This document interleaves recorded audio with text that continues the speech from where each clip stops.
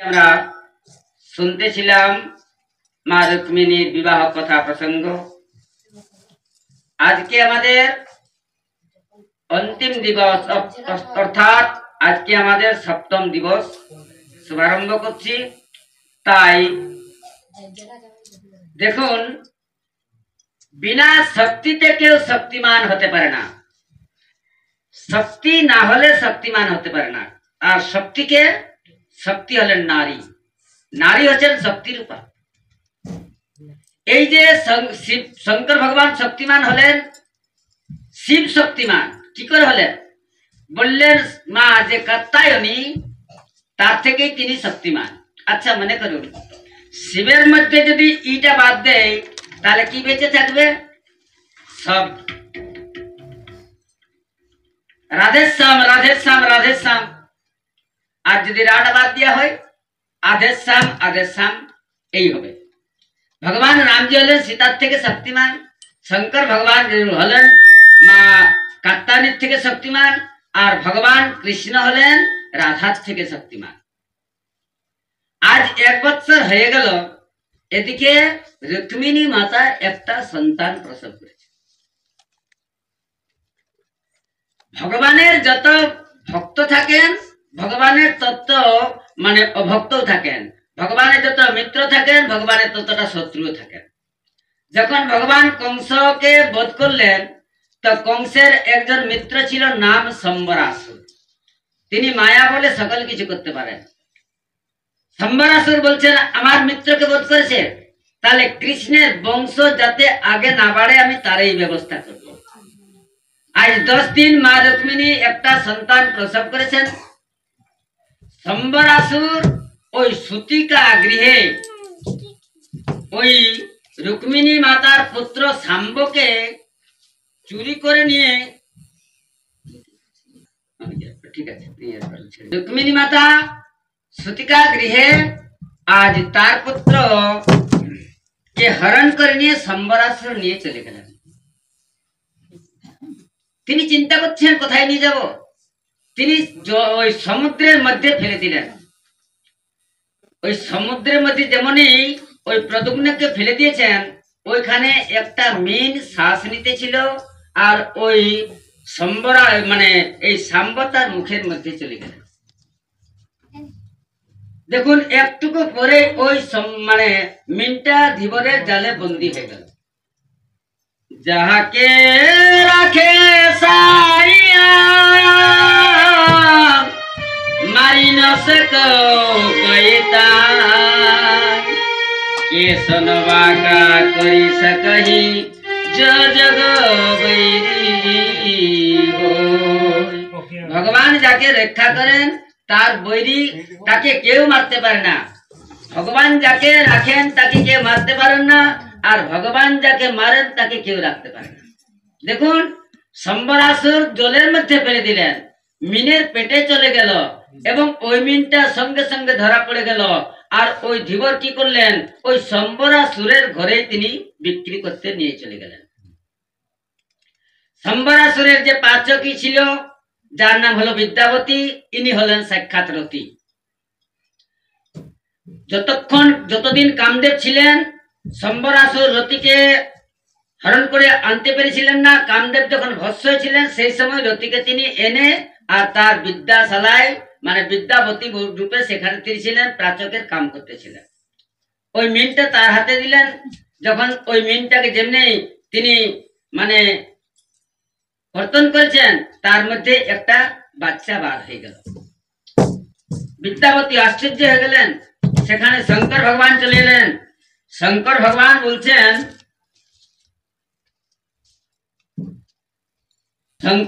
বলছেন, দেবী এই ছেলেটা জানো কার? বললেন কে বটে প্রভু?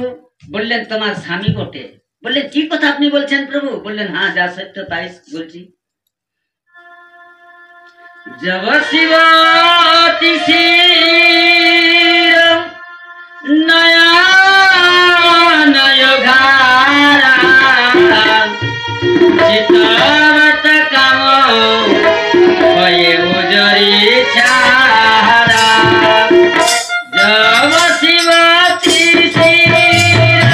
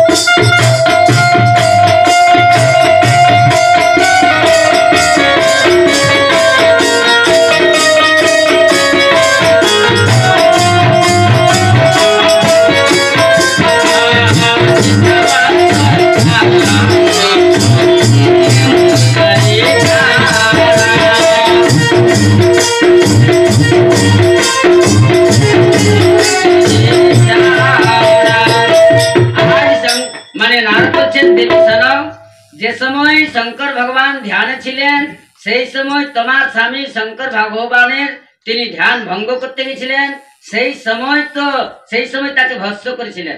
তোমার স্মরণে আছে? বলেন হ্যাঁ। আর তুমি তো সেই সময় গিয়ে শঙ্কর ভগবানের কাছে অনেক মানে বিরাট লাভ করতেছিলে, সেই সময় শঙ্কর ভগবান তোমাকে বর দিয়েছিলেন। কি বর দিয়েছিলেন? জব যদু কৃষ্ণ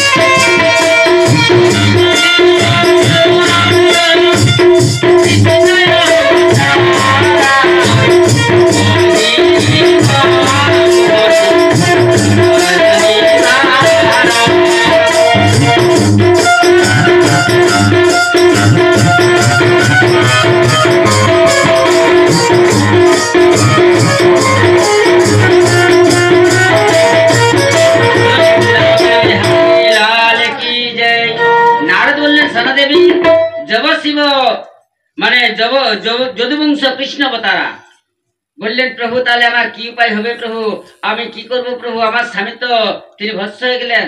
বললেন, সনরতি এই সময় তোমার কোনো আর উপায় নাই, তবে বিনু বপু ব্যাপে সকল সংসার, তার যদিও মানে শরীর না থাকে তো সংসারে পরিব্যাপ্ত করে থাকবে।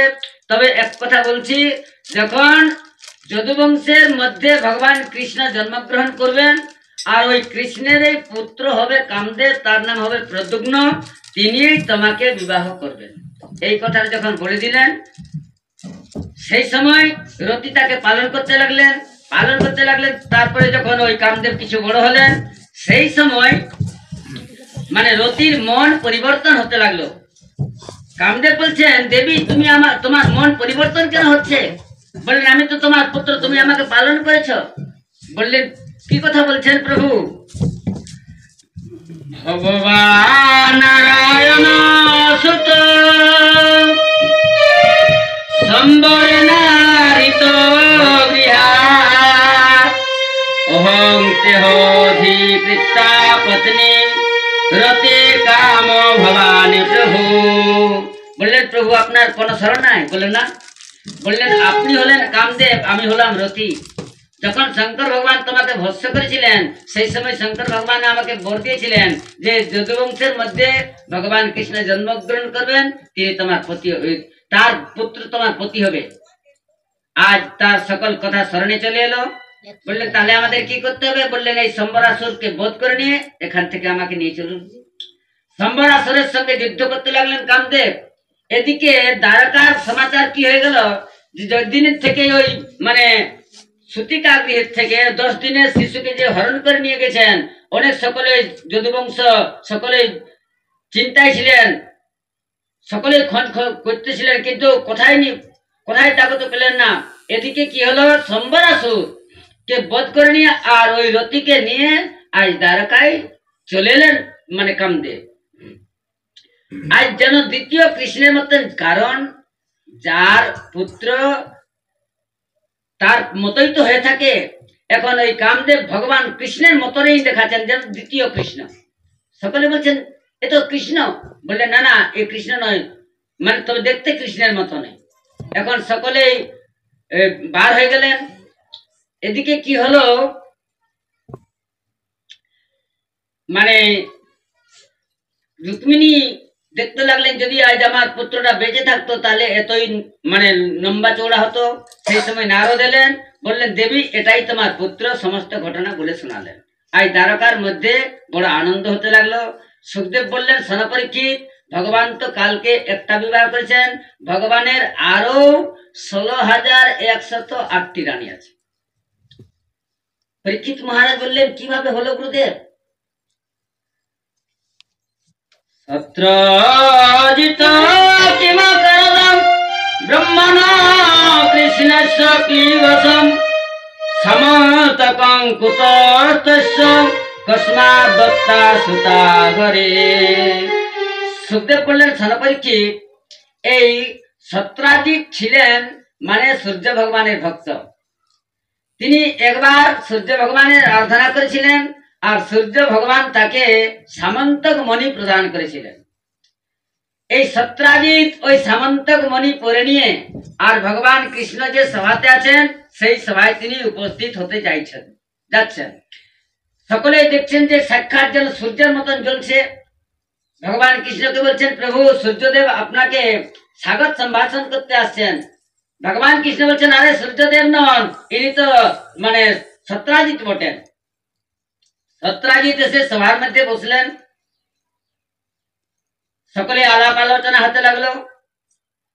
ভগবান কৃষ্ণ সত্রাজিৎকে জিজ্ঞাসা করলেন, বললেন ওহে সত্রাজিৎ তোমার পরিবারে কতজন আছেন?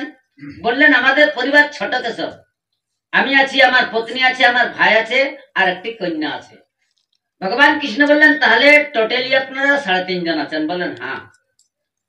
তো বললেন এই যে মানে সামন্তক মণি যে এত সোনা প্রসব করবে, তোমরা এত সোনাতে কি করবে?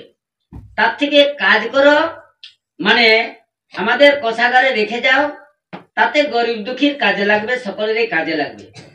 কিন্তু সত্রাজিৎ ওই মণি দিতে রাজি হলেন না। তার পত্নীর কাছে এসে বললেন কৃষ্ণ আমাকে মণি চেয়েছিল কিন্তু আমি দেইনি। বলে কেন, আপনার নিজের জিনিস আপনি কেন দিবেন? একদিন ঘটনা কি ঘটে গেল, প্রসেন হচ্ছেন তার ভাই। প্রসেন বলছেন দাদা ওই মণিটা আমাকে দাও না, গলায় আমি পরবো। বললেন ঠিক আছে পরো। তাকে পরতে দিলেন আর ওই প্রসেন মানে বনের মধ্যে শিকার করতে চলে গেলেন। শিকার করতে যখন চলে গেলেন, জঙ্গলের মধ্যে সিংহ দেখতে পেলেন যে ওই মণি জ্বলতেছিল। সিংহ চিন্তা করছেন তাহলে এটা কিছু খাবার জিনিস বটে। তিনি প্রসেনকে বধ করলেন এবং ঘোড়াটাকেও তার বধ করে দিলেন। ওই মণি নিয়ে, মণিটা তো খাবার জিনিস ছিল না, তিনি মুখে নিয়ে চলে যাচ্ছেন। আর যেতে যেতে মানে জাম্বুবানের সঙ্গে তার সাক্ষাৎ হয়ে গেল। জাম্বুবান দেখছে এ তো সিংহ মণি নিয়ে যাচ্ছে। জাম্বুবান কি করলেন, ওই সিংহকে বধ করলেন আর ওই সিংহকে বধ করে ওই মণি নিয়ে তার কন্যা যে জাম্বুবতী আছেন তাকে তিনি প্রদান করলেন। এদিকে মানে যখন সূর্যদেব অস্তাচলে চলে গেলেন, সত্রাজিৎ বলছেন যে প্রসেন এখনো জঙ্গল থেকে এলো না কেন, কি ব্যাপার? কারণ কৃষ্ণ তো মণিটি চেয়েছিল, কৃষ্ণ কি আমার ভাইকে মেরে ফেলেছে? এই কথাটা তার পত্নীর কাছে বললেন। আর যেমনি তার পত্নীর কাছে বলেছেন এই কথাটা কর্ণে কর্ণে প্রপঞ্চে মানে সারা দ্বারকার মধ্যে এই কথাটা ছড়িয়ে পড়ে গেল যে কৃষ্ণ প্রসেনকে বধ করে নিয়ে তার কাছ থেকে মণিটি কেড়ে নিয়েছেন। কিন্তু ভগবান কৃষ্ণকে তো সামনে কেউ বলতে পারছেন না। রোহিণী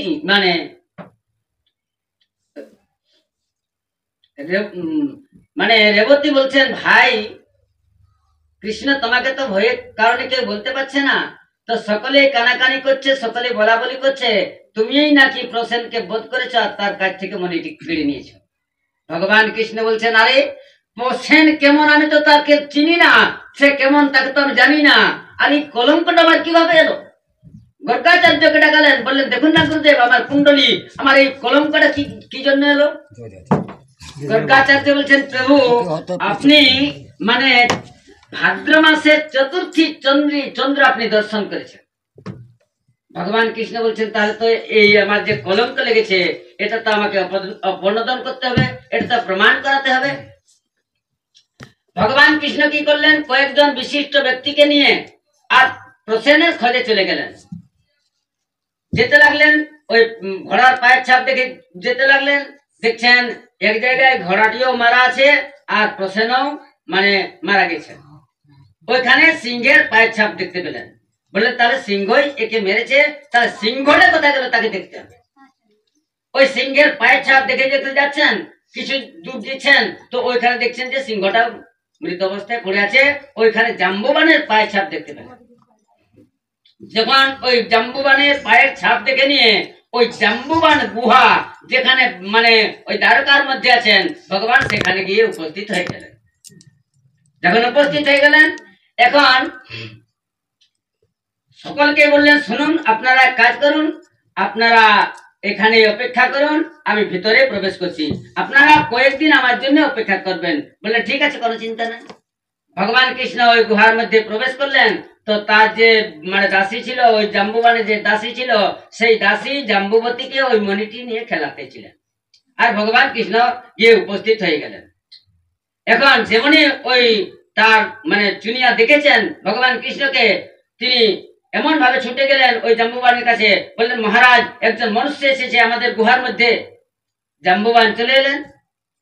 জাম্বুবান জিজ্ঞাসা করছেন, কে আপনি, কেন এসেছেন? ভগবান কৃষ্ণ বলছেন শুনুন, এই মণিটির জন্য আমার কলঙ্ক লেগেছে, এই মণিটি আপনি আমাকে দিয়ে দেন। জাম্বুবান বলছেন যদি আমি তোমাকে মণিটি না দিই তাহলে কি হবে? বললেন তাহলে যুদ্ধ হবে। বললে ঠিক আছে, যুদ্ধ করো। এখন দুজনের যুদ্ধ বেঁধে গেল, যুদ্ধ করতে লাগলেন। যুদ্ধ করতে লাগলেন তো যুদ্ধ মানে ক্রমাগত করে যাচ্ছেন। এদিকে কয়েকদিন যখন পার হয়ে গেল, দেখলেন যে কৃষ্ণ ওই গুহার থেকে বেরিয়ে আসতে পারলেন না। দ্বারকার থেকে যারা বিশিষ্ট লোককে নিয়ে গেছিলেন তারা দ্বারকায় চলে গেলেন, সমাচার দিলেন যে কৃষ্ণ গুহার মধ্যে প্রবেশ করেছিলেন, কিন্তু গুহার থেকে তিনি বার হতে পারেন নাই, বোধহয় গুহায় মারা গেছেন। এখন এই সমাচারটা শোনা মাত্রই ভগবান কৃষ্ণের যে সপ্তমাতা ছিলেন বা যারা দ্বারকার বাসী ছিলেন সকলেই কাঁদতে লাগলেন, মা দেবকী অনেক মানত করতে লাগলেন। এদিকে জাম্বুবানের সঙ্গে 28 দিন পর্যন্ত যুদ্ধ করেছিলেন। এখন কেউ পরাজয় মানছেন না। জাম্বুবান বলছেন শুনুন, আপনি মনে করবেন না যে আপনার সঙ্গে আমি যুদ্ধে পরাজয় হয়েছি বলে নিয়ে, কিন্তু একটা কথা আপনাকে বলছি, দেখুন আমাদের ক্ষুধাও লেগেছে, তৃষ্ণাও লেগেছে, চলুন স্নান করব, আপনিও ভোজন করুন, আমিও ভোজন করব, পরে আবার যুদ্ধ শুরু হবে। বললেন ঠিক আছে। এখন জাম্বুবানের নিয়ম কি ছিল?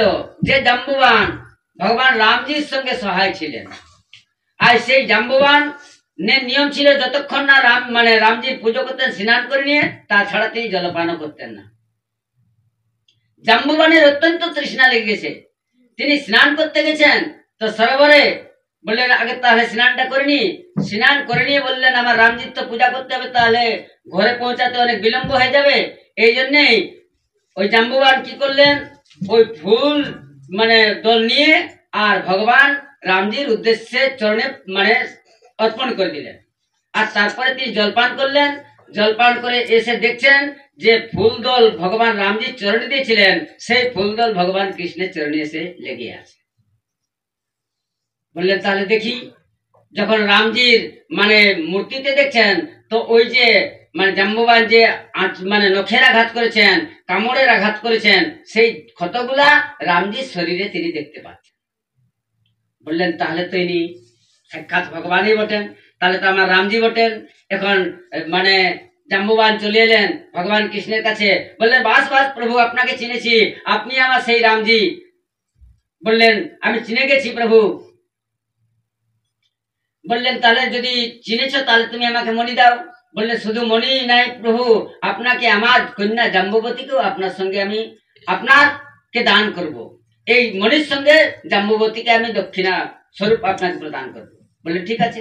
কিন্তু এই যে জাম্বুবানের সঙ্গে ভগবান কৃষ্ণের বিবাহ যে যুদ্ধ হয়েছিল, কেন হয়েছিল জানেন?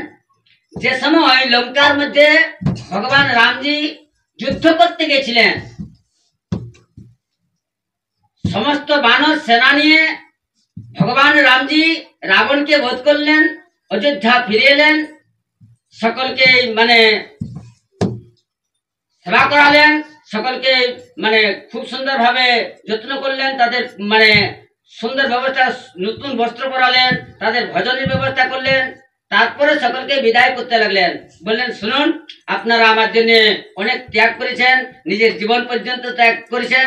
আপনারা আমার কাছে আজ যে যা চাইবেন আমি আপনারাকে দিতে রাজি আছি।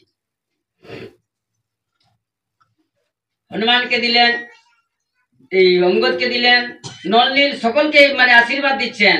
তারপরে জাম্বুবানের দৃষ্টিতে চলে এলো। জাম্বুবানকে বলছেন, মানে আপনি তো পিতার স্বরূপা, আপনি আমার কাছে বললেন, আপনার যা দরকার আপনি আমার কাছে বর চান। জাম্ববান বলছেন, কি বর চাইবো প্রভু? বললেন, তোমার যেটা দরকার তুমি সেইটাই আমার কাছে চাও।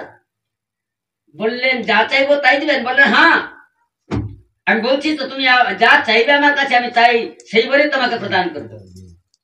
বললেন, যদি তাই বর প্রদান করবেন তাহলে আমরা যখন লঙ্কাতে গিয়েছিলাম, কিন্তু লঙ্কার মধ্যে আমার সমকক্ষ যোদ্ধা একটাও ছিল না। এই মানে জাম্বুবান কেমন ছিলেন? বলি বাঁধত প্রভু বাড়েও সতনু বর্ণিন যায়, উভয় ঘড়ি মহু দিনে সাত প্রদক্ষিণ ধায়। যখন ভগবান বলিকে বন্ধন করেছিলেন, আর যখন ভগবান এক পায়ে সপ্তদ্বীপা পৃথিবী মানে আক্রমণ করিলেন, সেই সময় ওই জাম্বুবান ওই ভগবানকে 7 বার প্রদক্ষিণ করেছিলেন, উভয় ঘড়ি মানে 48 মিনিটে। এত বড় ক্ষমতাশালী ছিল এই জাম্বুবান। বললেন, প্রভু, লঙ্কার মধ্যে তো আমার মতো সমকক্ষ যোদ্ধা ছিল না। রাবণ কুম্ভকর্ণের কে আমি মেরে ফেলতাম, কিন্তু আপনার প্রতিজ্ঞা ছিল, এই জন্যই তাকে ছেড়ে দিয়েছিলাম। তা আমার মন আজ বলছে আপনার মানে বাহুতে কত শক্তি আছে, একটু আমি পরীক্ষা করতে চাই। ভগবান রামজি বলছেন, কি বলছেন আপনি? আপনি আমার পিতৃতুল্য, আর আপনার সঙ্গে আমি যুদ্ধ করব? বললেন, না না প্রভু, আপনার তো আমি সেবক, যদি যুদ্ধ করেন তাতে কি ক্ষতি আছে? বললেন, সেবক যদি হও তাহলে তোমার সঙ্গে তো আমি যুদ্ধই করব না। তাহলে যখন তুমি আমার কাছে চেয়েছ, তো তোমাকে আমি বলছি যে তোমার সঙ্গে যুদ্ধ হবে কবে? যেদিনটা মানে দাপরের মধ্যে যখন কৃষ্ণ অবতার ধারণ করব, সেই সময় তোমার এই যে অভিলাষা তোমার পূর্ণ করব। জাম্বুবান বললেন, প্রভু, আমি চেয়েছি আপনিই সে আমার রাম। বললেন, ঠিক আছে। আজ জাম্বুবতীকে প্রদান করলেন ভগবান কৃষ্ণকে। আর কি হলো, মানে এদিকে জাম্বুবতীকে নিয়ে আসছেন ভগবান কৃষ্ণ ওই সামন্তকমণি নিয়ে। তো জাম্বুবতী তো ভল্লুকের কন্যা, সবাই জানি ভল্লুকের কন্যা। এখন ভগবান চিন্তা করছেন, দ্বারকায় যদি জাম্বুবতীকে নিয়ে যায় তো সকলে বলবেন একটা ভল্লুকের কন্যাকে কৃষ্ণ বিবাহ করেছে, তাহলে একটা আমার কেমন ঠাট্টা হবে। তাই ওই জাম্বুবতীকে বলছেন, শোনো, তুমি এক কাজ করো,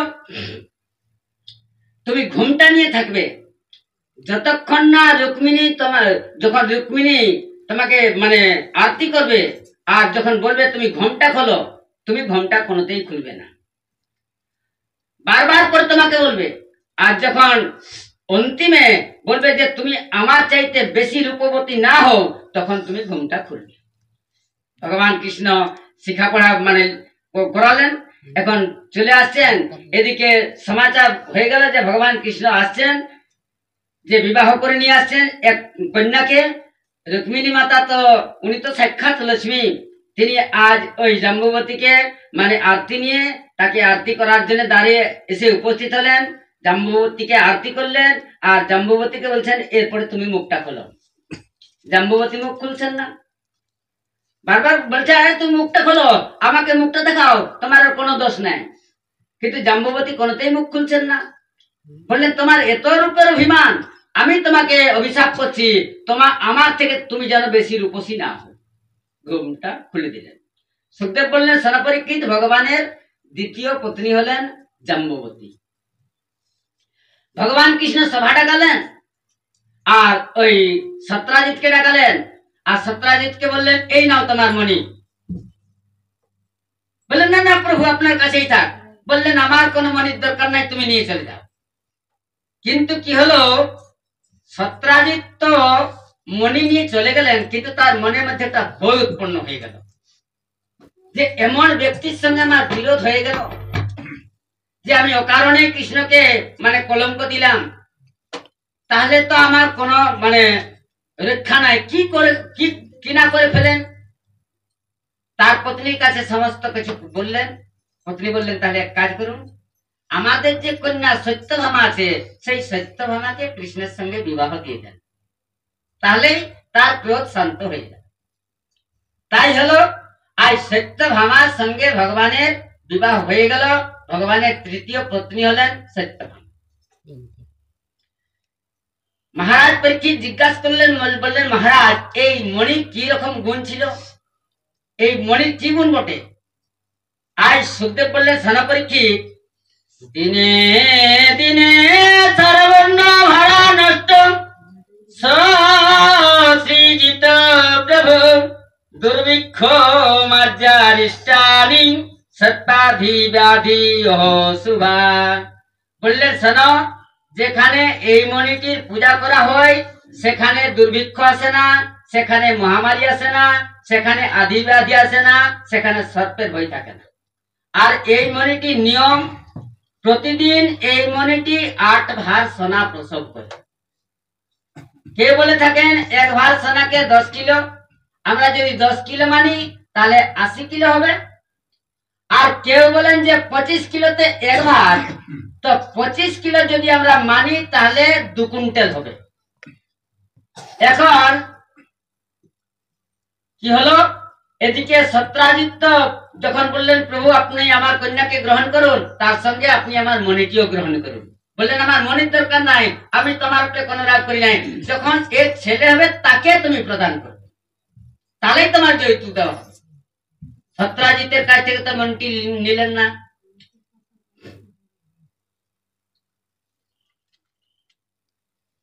বিজ্ঞাতার্থ গোবিন্দ দগ্ধানা কর্ণ পাণ্ডব কুন্তিং চ কুল কর্ণিকর্ণং সহ রাম যজ করুণং। এদিকে ভগবান কৃষ্ণ শুনলেন যে কুন্তি সমেত পঞ্চ পাণ্ডব তারা যৌতুকে মারা গেছেন। ভগবান কৃষ্ণ তো জানেন যে তাদের মৃত্যু হতেই পারে না, কিন্তু বলরাম এবং ভগবান কৃষ্ণ যখন এই সমাচারটা শুনলেন তারা হস্তিনায় চলে গেলেন। এদিকে ওই সত্যভামার বিবাহের কথার আলোচনা চলতেছিল অক্রূরের সঙ্গে। অক্রূরকে দিবেন বলে ওই কন্যাটা ধার্য করেছিলেন, কিন্তু ভয় পেয়ে ভগবান কৃষ্ণের সঙ্গে তার বিবাহ হয়ে গেল। অক্রূর বললেন কৃষ্ণকে আমার যার সঙ্গে কথা হয়েছিল, আর ভয়ের কারণে ওই সত্রাজিৎ তার কন্যাকে ভগবান কৃষ্ণকে দিয়েছেন। তো বললেন তাহলে সত্রাজিৎ কেন মরবে না? আজ শতধন্যা আর কৃতবর্মা তারা 3 জনে যুক্তি করলেন, বললেন সেনা ভাই সত্রাজিতের কাছে মণি আছে, তাকে বধ করে নিয়ে, এখন কৃষ্ণ বলরাম ওখানে নেই, বধ করে নিয়ে তার কাছ থেকে মণিটি নিয়ে আসা। সেই সময় শতধন্যা শিয়রে মৃত্যু উপস্থিত হয়েছে।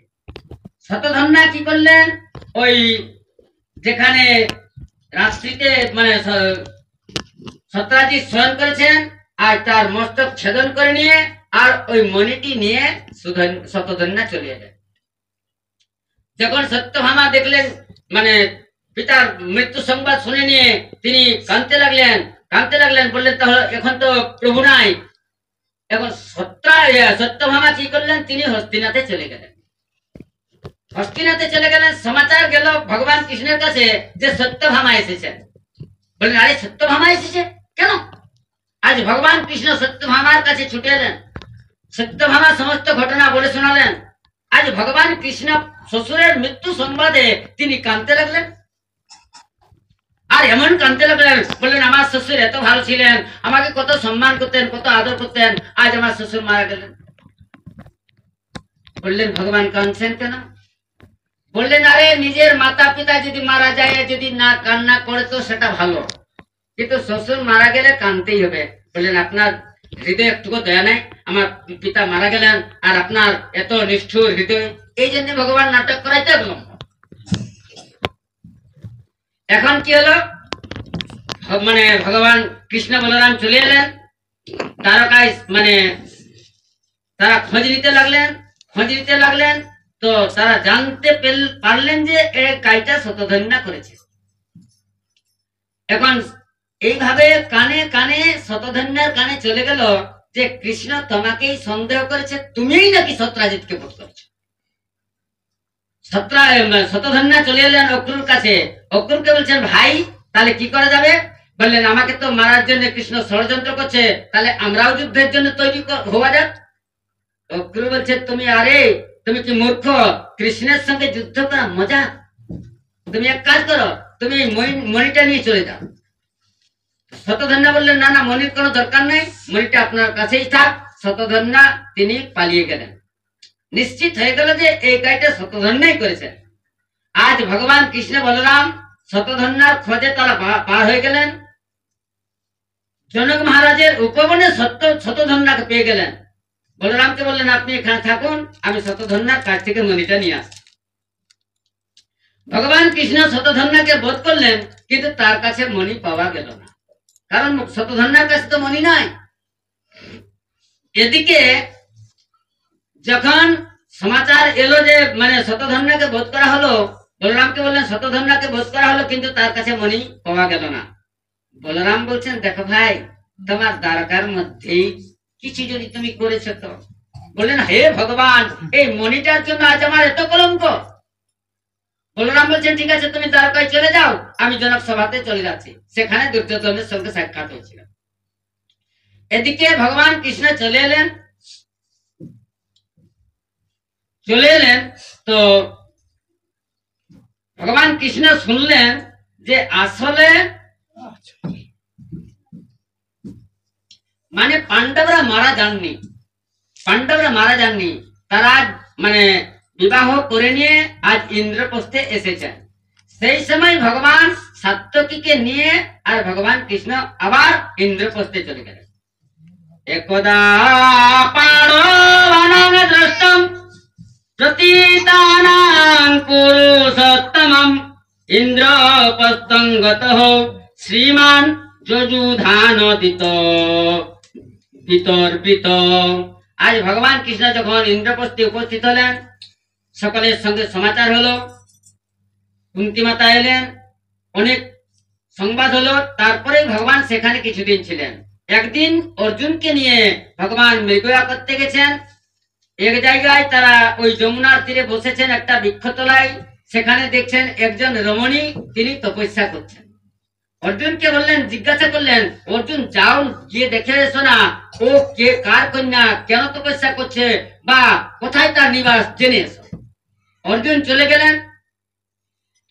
অর্জুন জিজ্ঞাসা করলেন, দেবী তুমি কে, এখানে তুমি কেন এসেছো, কি তোমার পরিচয়, কার কন্যা তুমি, তুমি যে আরাধনা করছো, তুমি কাকে চাইছো?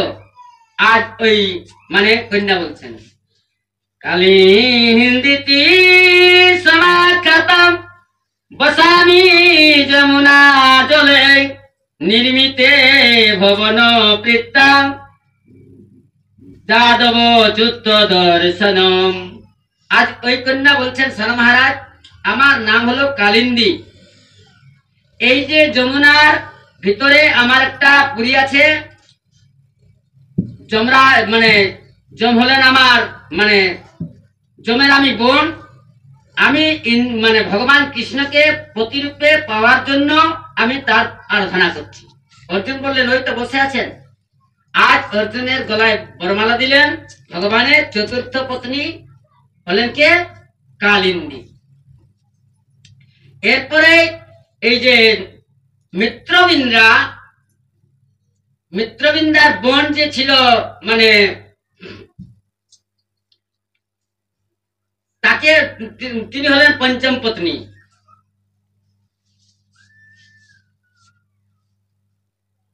ষষ্ঠম পত্নী হলো লক্ষণা। এই ষষ্ঠম পত্নী হলো নগ্নজিতি।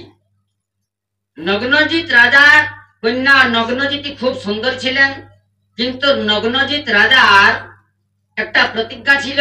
তার 7টি বৃষ ছিল।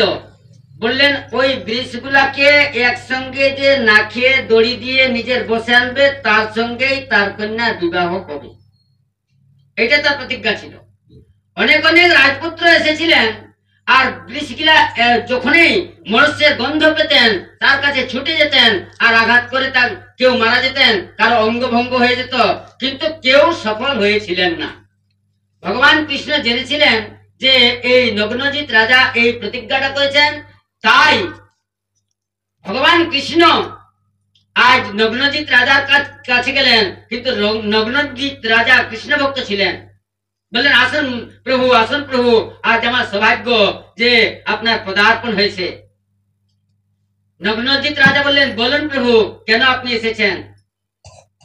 ভগবান বলছেন, দেখো, এই ক্ষত্রিয়দের নিয়ম নহে যে কারো কাছে যাচিজ্ঞা করা, কিন্তু এক কথা আপনাকে বলছি, আপনার কন্যা এই নগ্নজিৎকে আমি বিবাহ করতে চাই। বললেন, উত্তম কথা, কিন্তু প্রভু আমার যে একটা প্রতিজ্ঞা আছে। বললেন, কি প্রতিজ্ঞা? বললেন, আমার 7টি বৃষ আছে, ওই 7টি বৃষকে একসঙ্গে ধরে নিয়ে আর নাকে দড়ি দিয়ে যদি পোষে আনতে পারেন, তাহলে আমার কন্যার সঙ্গে তোমার বিবাহ হবে। বললে, ঠিক আছে, তাই কর। ভগবান মানে বললেন, আপনি 7টি বৃষ ছেড়ে দেন। নগ্নজিৎ রাজা 7টি বৃষ ছেড়ে দিলেন, আর ভগবান একসঙ্গেই 7টা রূপ ধারণ করলেন। ভগবান কি না, আর 7টা রূপ ধারণ করে নিয়ে ওই 7টা বৃষের একসঙ্গে নাকে দড়ি দিয়ে আর তারাকে নিজের বসে করে নিলেন। এই 6ম পত্নী হলো নগ্নজিৎ, 7ম পত্নী হলো ভদ্রা, 8ম পত্নী হলো লক্ষণা। সুখদেব বললেন, সনপরীক্ষিত, এই ভৌমাসুরকে বধ করে নিয়ে ভগবান কৃষ্ণ আরো 16,100 পত্নী বিবাহ করেছে। ভগবান কৃষ্ণ যখন এই দ্বারকায় এলেন, অক্রুর সমাচার পেলেন যে তাহলে তো শতধন্যাকে বধ করেছে, তাহলে তো আমারও কোনো উপায় নেই। সেই সময় আজ অক্রুর যেখানে সভা করে আছেন, আর অক্রুর এসে ভগবানের চরণে পড়ে দিলেন। বললেন, প্রভু, এই শতধন্যা যে মারা গেছে আমাদেরই যুক্তি, মানে এই সত্রাজিৎকে আমরা বধ করেছিলাম, আর মণিটি আমার কাছেই ছিল, এই মণিটি আপনি গ্রহণ করুন। ভগবান কৃষ্ণ বলছেন, না কাকা, আর না হয়তো আপনি আমাকে কোন দণ্ড দেন, আপনি যদি মৃত্যু দণ্ড দেন তবু আমার রাজি আছে, তবু আপনি আমাকে যা করতে বলেন আমি তাই করার জন্য রাজি আছি। ভগবান বলছেন, দেখুন, তুমি আমার কাকা সম্পর্কে কাকা, আর কাকাকে কোনো যদি দৈহিক দণ্ড দিয়ে যায় এ তো নীতি বিরোধ। তার চাইতে কাজ করো, এই মণিটি তোমার কাছেই থাক। বলে, না না প্রভু, এই মণিটি আপনি গ্রহণ করুন। বললেন, মণিটা তোমার কাছে থাক, কিন্তু তোমাকে একটা দণ্ড দিচ্ছি যে এই মণিতে যত সোনা প্রসব করবে তুমি 1 তোলাও পাবে না। এই মণিটার নিয়ম কি? 10 ঘন্টা একাধারে বসে নিয়ে পূজা করতে হবে, আর যদি পূজা না করে তাহলে তার ঘরের মধ্যেই অনিষ্ট শুরু হয়ে যাবে। মহামারী, ব্যাধি, এইরকম নানা রকম মানে উপদ্রব সৃষ্টি হয়ে যাবে। মানে মণিটি থাকতে গেলে 10 ঘন্টা পূজা করতেই হবে, আর 1 তোলাও সোনা পাবেন না। এর থেকে কি দণ্ড হতে পারে? এদিকে ভগবান কৃষ্ণ তাকে মানে রক্ষা করে দিলেন। সুখদেব বললেন, সোনা পরীক্ষিত, এই যে ভৌমাসুর বলে যে অসুর ছিল, যথাগত ভগবত ভৌম যেন চাতা স্ত্রিয় নিরুদ্ধায় তদা চক্ষ বিক্রমং সঙ্গ বর্ধন। এই ভৌমাসুর অত্যন্ত বলবান ছিলেন। ইনি হলেন ভূমি পুত্র, পৃথিবীর পুত্র হলেন ভৌমাসুর, বা তাকে নরকাসুর বলেন, কিন্তু আসলে তার নাম হলো ভৌমাসুর। এই ভৌমাসুর এত বড় বলবান ছিলেন যে অদিতির কুণ্ডল নিয়ে এসেছিলেন, এই কুবেরের যে মণিপর্বত ছিল সেটা লুট করে নিয়ে এসেছিলেন। অনেক অনেক কন্যাগণকে যেখানে দেখতেন ভালো কন্যা তারাকে বলপূর্বক ধরে নিয়ে এসেছিলেন, আর 16,108টি রাজকন্যাকে কারাগারে বন্দী করে রেখেছিলেন। তার অভিপ্রায় যে 16,108টি হতে গেলে একসঙ্গেই তারাকে বিবাহ করতেন। দেবতারা চলে গেলেন ভগবান কৃষ্ণের কাছে, বললেন, প্রভু আপনি আমাদের রক্ষা করুন, আমাদের এই ভৌমাসুর আমাদের অনেক উপদ্রব করেছে, আমাদের মায়ের মানে কুণ্ডল পর্যন্ত নিয়ে গেছে এবং বরুণের ছত্রদল, এই কুবেরের ছত্র মণিপর্বত নিয়ে গেছেন। বললেন ঠিক আছে, তোমরা কোনো চিন্তা করো না। আজ ভগবান এই ভৌমাসুরকে বধ করার জন্য তিনি রথ সজ্জা করছেন। সত্যভামা চলে এলেন, বললেন প্রভু আপনি কোথায় যাবেন? বললেন যুদ্ধ করার জন্য যাচ্ছি। সত্যভামা বলছেন প্রভু আমি তো কোনোদিন আপনার সঙ্গে যুদ্ধ করার জন্য যাই নাই, আজ আমার মন বলছে যদি আপনি আমাকে নিয়ে যান তাহলে ভালো হতো। ভগবান বলছেন আজ তো তোমার জরুরি দরকার, তোমাকে তো যেতেই হবে। কারণ এই সত্যভামা হলেন ভূদেবী আর রুক্মিণী হলেন শ্রীদেবী। আসলে ইনি ওই সত্যভামাই পৃথিবী রূপে এসেছেন, আর সাক্ষাৎ লক্ষ্মী রূপে রুক্মিণী এসেছেন। যে সময় এই ভৌমাসুর জন্মগ্রহণ হলো সেই সময় দৈববাণী হলো যে তোমার ছেলের ভগবানের হাতেই মৃত্যু আছে। সেই সময় মানে পৃথিবী মাতা ভগবানকে কাতর প্রার্থনায় ডাকলেন, ভগবান তার কাছে উপস্থিত হলেন, বললেন প্রভু আকাশবাণী হয়েছে যে আমার ছেলের মৃত্যু আপনার হাতেই আছে। বললেন তুমি কি কথা বলছো? আরে নিজের ছেলেকে আমি কেন নিজে বোধ করবো? কারণ পৃথিবীপতি হলেন তো মানে ভগবান, তো নিজের ছেলে আমি কেন বোধ করবো? আমি তোমাকে কথা দিচ্ছি যতক্ষণ না তুমি বলো তাছাড়া তোমার ছেলেকে আমি কোনোতেই বোধ করবো না, কোনোতেই বোধ করবো না। এদিকে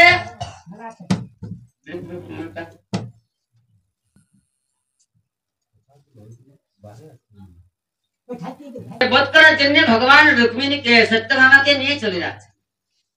আর এই যে ভৌমাসুর যেটা আমাদের প্রাণ জ্যোতিষপুর মানে যেটা প্রয়াগ, ওটা হচ্ছে ভৌমাসুরের আসল মানে বাসস্থান।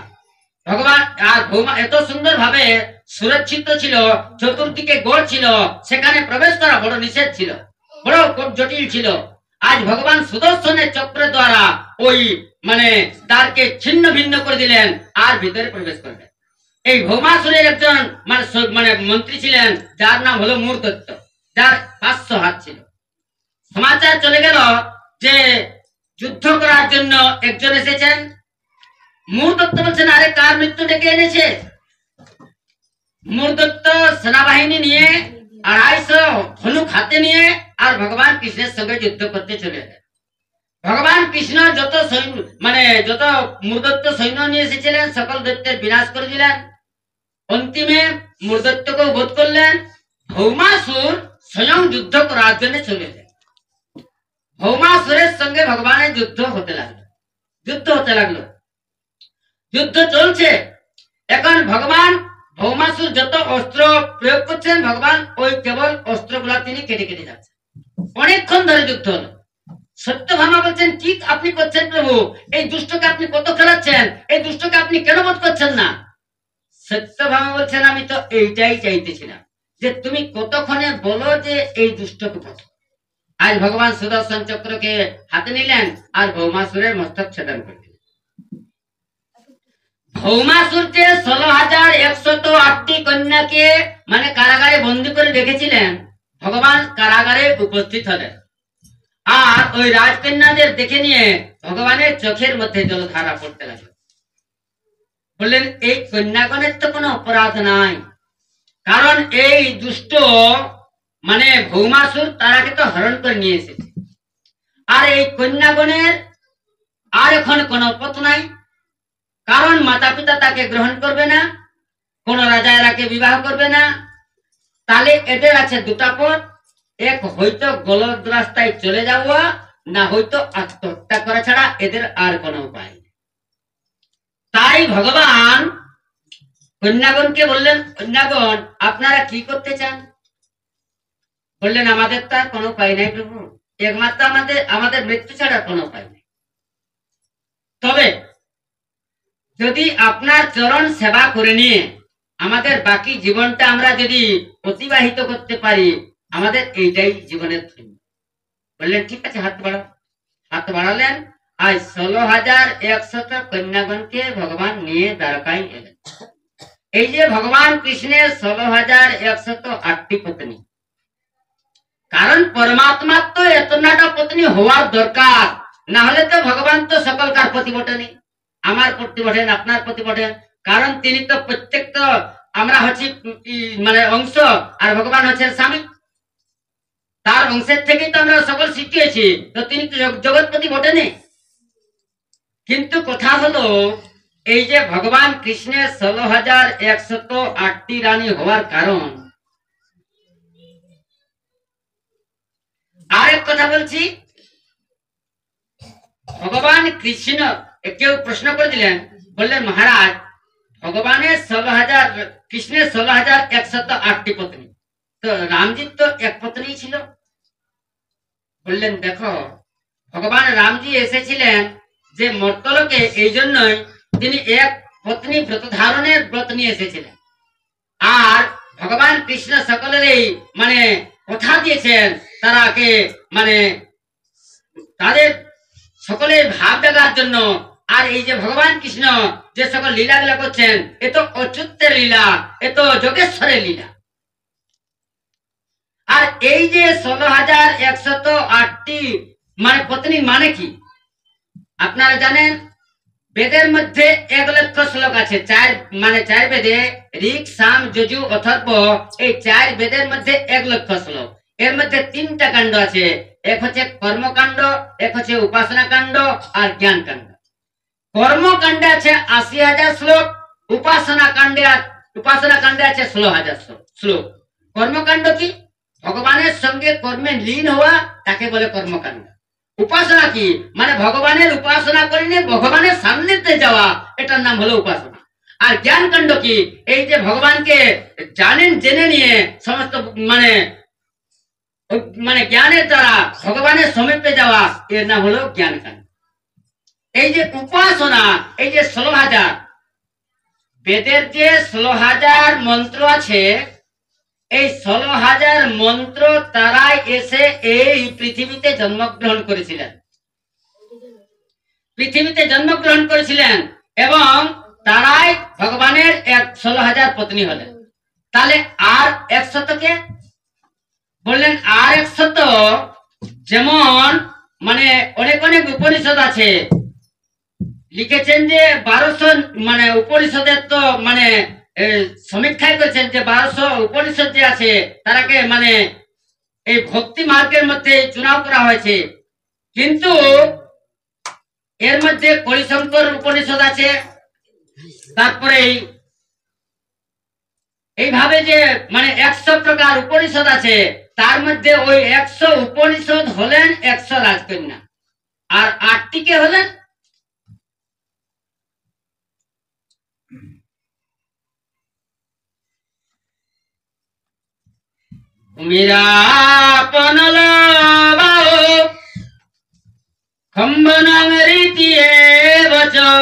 অহংকার ইতি অম্বেনা প্রগতি অষ্টধি। এই যে 8 প্রকার প্রগতি আছে। ভূমি মানে পৃথিবী, ভূমিরা মানে অনল মানে অগ্নি, বায়ু মানে বাতাস, আকাশ এবং জল, এই 5 প্রকার। আর কি আছে মানে এই মন মানে অহংকার এবং মন আর চিত্ত, এই হলেন 8 প্রকার প্রগতি। এই ভগবানের 8 প্রকার প্রগতি যে এরা হলেন অষ্টপাটরানী। ভগবান এখানে অনেক সুখ আনন্দ চলছে। এক কথা আপনাদের বলছি, ঘরের মধ্যে যিনি শ্রেষ্ঠ হন, যিনি সকলকে সমভাবাপন্ন করেন, তাকেই সকলেই সম্মান করতে থাকেন। ভগবানের যে ভাগবতে লিখেছেন যে ভগবানের 16,108টি যে পত্নী আছে, আর 16,108টি পত্নীর এক এক পত্নী 10টি করে পুত্র আছে। ভাগবতে তো অষ্টপাটরানী পুত্রদের নাম লিখাই আছে, কিন্তু ভাগবতের মানে লিখেছেন যে যত 16,108টি যে রানী ছিল, তাদের মধ্যে প্রত্যেকের এই 10টি করে সন্তান আর 1টি করে কন্যা। আজ ভগবানের কৃষ্ণের পুত্ররা প্রত্যেকদিন ভগবানকে প্রণাম করতে আসতেন, তাকে স্তুতি করতেন। আসুন আমরা একটু ভগবানের স্তুতি গাই। গোবিন্দ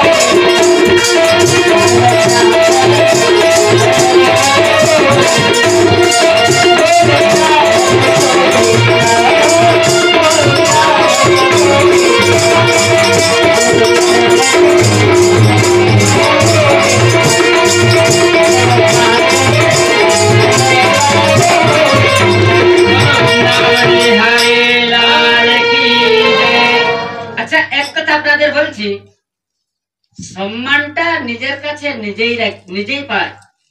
সম্মান কেউ কাকে দেয় নাই, নিজের সম্মানটা নিজেই পায়। আপনি যদি সকলকে ভালোবাসেন, সকলেই আপনাকে ভালোবাসে। আর যদি আপনি কাউকে ভালো না বাসেন, তো আপনাকে কেউ ভালোবাসে। এই যে দ্বারকার মধ্যে মাতা রুক্মিণীকে সকলেই আদর করেন, সকলেই যত্ন করেন, মা রুক্মিণীকে সকলেই সম্মান করেন। আর মা রুক্মিণীও সকলকে নিজের বলে মনে করেন। বলে কেমন বাবা ভালো আছেন? বলে মা আপনার আশীর্বাদ ভালো আছে। আরেক কথা, মা রুক্মিণী যেদিন থেকে বিবাহ করে এসেছেন, সেদিন থেকে রুক্মিণী মাতা কোনদিন রাগ বলে জানেনই না। কেমন রাগ করতে হয় না কেমন মানে মানে বিরোধিতা করতে হয় উনি কিছু জানেন না। আর রুক্মিণী মাতা তো সপ্তাহে 3 বার রাগ করে, এই সত্যভামা। আরেক কথা, আগেকার রাজাদের মানে কক ভবন থাকতো। যদি রানী রাগ করতেন তাহলে কক ভবনে চলে যেতেন। কারণ এই যে রামজি যে বনে গিয়েছিলেন, কইকেই তো কক ভবনে গিয়েছিলেন। আর সেখানেই রাজা তার যে অভিমানের কারণ, তার যে রাগের কারণ, ক্রোধের কারণ, সেখানে আলোচনা হতো আর সেখানেই সেই জিনিসটা পাস হয়ে যেত। এখন এই যে রুক্মিণী মানে সত্যভামা সপ্তাহে 3 বার মানে কক ভবনে যেতেন, কিন্তু রুক্মিণী মাতা যেদিন থেকে এসেছেন তিনি কক ভবন জানেই না। সব সময় তালা বন্ধ থাকতো, ঝাড়ু বাহার হলো বন্ধ থাকতো। ভগবান কৃষ্ণ চিন্তা করছেন, বললেন যেদিন থেকে রুক্মিণীকে নিয়ে এসেছিস কোনদিন তিনি রাগ করেন না, কোনদিন অভিমান করেন না, কোনদিন আমার কাছে মানে কোন মানে এমনি ভাবে থাকেন। তো রুক্মিণীকে এমন কথা বলা যাবে যে রুক্মিণীর জন্য রাগ হয়? আজ ভগবান কৃষ্ণ ভজন করতে বসেছেন, আর ভজন করতে বসেছেন, তারপরে কি হয়েছে, মা রুক্মিণী পিছনে বাতাস করে দিচ্ছেন, ভগবান সিংহাসনে বসে আছেন আর রুক্মিণী বাতাস করে দিচ্ছেন। 1 ঘন্টা পর্যন্ত বাতাস করে দিচ্ছেন, ভগবান কৃষ্ণ কোনো কথা বলেন না। রুক্মিণী জিজ্ঞাসা করছেন, বললেন প্রভু আজ আপনাকে বড় হতাশ উদাস বলে মনে হচ্ছে, কি হয়েছে আপনার? বলেন না না কিছু না। বলেন না প্রভু, এইরকম তো আপনার কোনোদিন অবস্থা দেখি নাই, কত আনন্দে থাকেন, কত হাসি খুশিতে থাকেন। আজ আপনি যেন কোনো একটা অভিমান করে বসে আছেন, কোন একটা আপনার যেন কিছু একটা হারিয়ে গেছে। আপনাকে বলতে হবে, দেখুন প্রভু যদি কোনো আমি ভুল ত্রুটি করেছি, যদি আপনি না বলেন তাহলে সেটা আমার সুধার কিভাবে? তাই আপনি আমাকে বলুন আমাকে কি করতে হবে। বলেন না না কোনো কিছু নয়। বললেন দেখুন প্রভু, আপনি আমাকে সুধার করার সুযোগ দেন, যদি কোনো ভুল ত্রুটি হয়েছে তাহলে আমি সেটা সুধার করে নেব। ভগবান কৃষ্ণ বলছেন তুমি যদি একটা ভুল করছো তাহলে ঠিক ছিল, তুমি তো ভুলের পর ভুলের পর ভুলের পর ভুল করতেই চলেছ। রুক্মিণী বললেন কি হয়েছে প্রভু? রাজপুত্র পিতা ভূপৈ লোকপাল বিভূতি মহানুভাব শ্রীমদ্ভি বল রূপদার্য বল রজিতই। সকলের চাইতে বড় ভুল করেছে আমার সঙ্গে বিবাহ করে। এটা বলার কথা বলছে। বললেন এত এত রাজপুত্র ছিল, কাউকে বিবাহ না করে নিয়ে তুমি আমাকে বিবাহ করেছো, আর তুমি কি পেয়েছো বলো? রুক্মিণী মাতা শান্ত আছেন, কোনো কথা বলেন না। ভগবান কৃষ্ণ পেছন দিকে দিচ্ছেন, তো রুক্মিণী তো শান্ত আছে। বললেন দেখো, তোমাকে বিবাহ করার একটাই আমার উদ্দেশ্য, তোমার মানে যে ওই যে মানে এখান থেকে ব্রাহ্মণ গিয়েছিলেন পত্র নিয়ে, তাই পত্র পেয়েছিলাম বলে তোমাকে আমি বিবাহ করেছি, কিন্তু তোমাকে বিবাহ করার জন্য তো শিশুপাল চলে এসেছে। আরেক কথা বলছি, তুমি কোনটা থেকে আমাকে বিবাহ করেছো? তুমি যদি মনে করো যে আমি বলবান, তা আমি তো কোনো বলবান নহি। রাজভ্যে বিব্রত শুভ্র সমুদ্র গতনা সমুদ্র শরণাঙ্গত। তুমি তো জানো আমরা রাজাদের ভয়ে সমুদ্রে আশ্রয় গ্রহণ করে লুকিয়ে আছি, জরাসন্ধের ভয়ে সমুদ্রে আমরা আশ্রয় করে আছি, তাহলে আমরা বলবো না।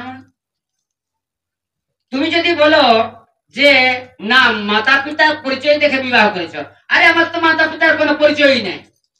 কেউ বলেন মানে নন্দের পুত্র, কেউ বলেন বসুদেবের পুত্র, কেউ বলেন যশোদার পুত্র, কেউ বলেন দেবকীর পুত্র, আর কেউ সন্তজন বলেন ভগবানের মানে নন্দও পিতা নন আর বসুদেবও নন। যার মাতা পিতা ঠিক নাই তাকে তুমি বিবাহ করেছে। তুমি যদি মনে করো যে সুন্দর দেখে বিবাহ করছো, আরে আমার মতন পৃথিবীর তো কালো কেউই নাই, সকলে আমাকে কানুয়া কানুয়া বলে ডাকেন। আর ভক্তদের রাগ হতে গেলে কি বলেন, আপনার উপরেও কালি আছে আর ভিতরেও কালি আছে। একটা কালোকে তুমি বিবাহ করেছো। মানে ভগবান কৃষ্ণ পিছন দিকে তাকাচ্ছেন, রুক্মিণী শান্ত ভাবে আছেন দাঁড়িয়ে। ভগবান বললেন তখন কিছু তো ব্যর্থ হয়ে গেল। ভগবান কৃষ্ণ বলছেন শোনো, এটা কোন কোন সময় কথাটা বলছেন? মা রুক্মিণী 4-5 ছেলে হয়ে গেছে সেই সময়। বললেন শোনো, শিশুপাল তো তোমাকে বিবাহ করার জন্য চলেই এসেছিল, আর এখনো কোনো সময় যাই নাই। যদি তোমার ইচ্ছা হয়তো তাহলে তার সঙ্গে তুমি বিবাহ করতে পারো। তো এইরকম যদি কাকু বলে হাসি মজা কি, কিন্তু এইরকম বলতে গেলে কি কথা আপনি বলছেন। রুক্মিণী মাতা কাঁপতে লাগলেন কোনো কথা বললেন না, আর মাটিতে পড়ে গেলেন, মাটিতে মূর্ছা পড়ে গেলেন, দাঁত লেগে গেল। ভগবান বলছেন আরে হাসি মজা করতে সর্বনাশ করে ফেললাম। আর ভগবান তাকে দুহাতে ধরে উঠালেন, বাতাস করে দিতে লাগলেন। আর যখন মা রুক্মিণীর হুঁশ এলো, আজ ভগবান বলছেন মামা বৈদর্ভ সুজেথা জানে তবাং মৎপরায়ণং শ্রোতু কামেন খলহ হর হচরিত মঙ্গলে। বলে শোনো দেবী, তুমি আমার দোষ দৃষ্টি করো না, আমি তোমাকে তো এমনি মজাক করে বলতেছিলাম, কারণ স্বামী স্ত্রীতে কোন সময় তো মজাকের কথা হয়েই থাকে। আমি তো তোমাকে এতদিন ধরে তুমি এসেছো, কোনদিন তুমি অভিমান করো নাই, কোনদিন রাগ করো নাই, তাই তোমাকে রাগ দেখাবার জন্য, কেমন তুমি রাগ করো সেটা জানার জন্য এই কথা বলতেছিলাম। কিন্তু রুক্মিণী মাতা কি বলছেন ভগবান কৃষ্ণকে? ননে নম্বে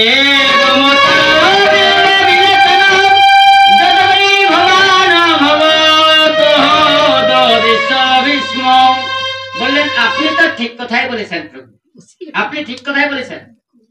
বললেন আপনি যে কথা বলেছেন যে আপনি যে আমাকে বিবাহ করেছেন এটা ঠিকই কথা বলেছেন যে আমি প্রগতির এক নারী, আপনি প্রগতির ওপারে, তবু যে করুণা করে আপনি আমাকে নিজের পত্নী বলে স্বীকার করেছেন, আমাকে দাসী বলে স্বীকার করেছেন, এটা তো আমার অনুগ্রহ প্রভু। এতে কি আর অনুগ্রহ হতে পারে? আপনি তো স্বয়ং পূর্ণব্রহ্ম ভগবান। আর আপনি যে বলছেন যে রাজাদের ভয়ে আমরা সমুদ্রে লুকিয়ে আছি, আপনাকে আমি বলছি প্রভু সত্যং ভয়াদিব গুণ প্রমাদম সতে সমুদ্র উপলম্বন মাত্র আত্মা। আপনি ঠিক কথাই বলেছেন। আপনি তো আত্মারূপী সমুদ্রে বাস করেন, যেখানে কাম থাকে না, যেখানে লোভ থাকে না, যেখানে ঈর্ষা থাকে না, তার হৃদয়েই তো আপনি বসবাস করে থাকেন প্রভু।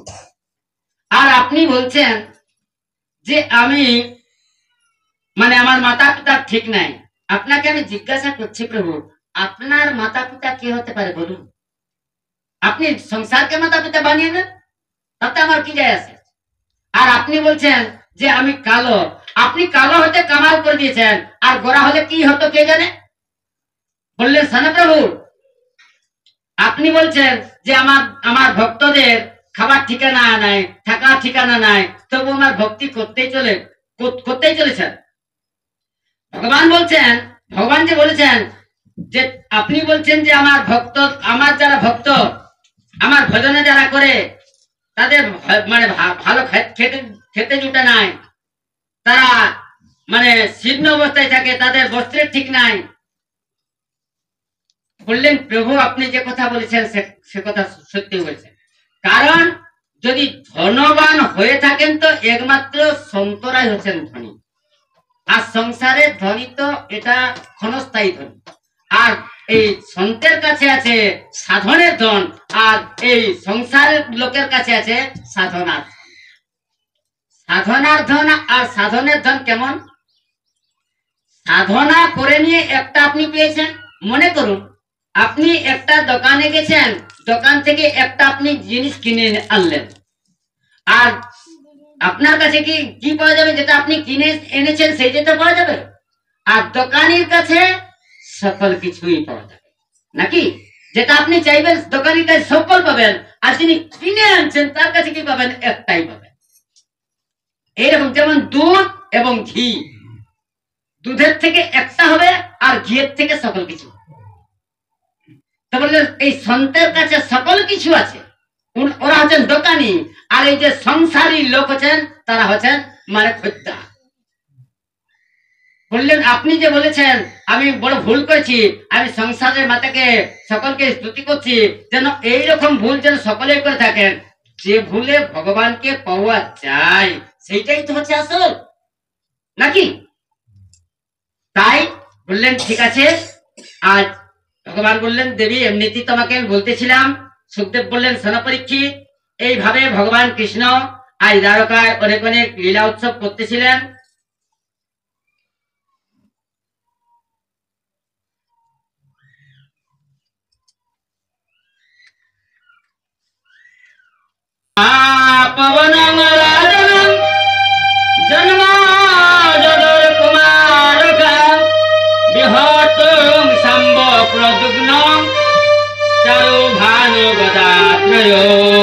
সুখদেব বললেন সোনা পরীক্ষিত একবার ভগবান কৃষ্ণের পুত্ররা সকলে বিচরণ করতেছিলেন, সকলে বিচরণ করছেন।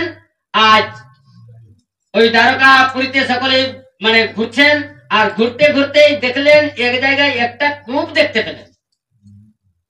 বললেন ভাই চলো, সকলকে তৃষ্ণা লেগেছে, চলো ওই কূপের মধ্যে জলপান করা যাবে।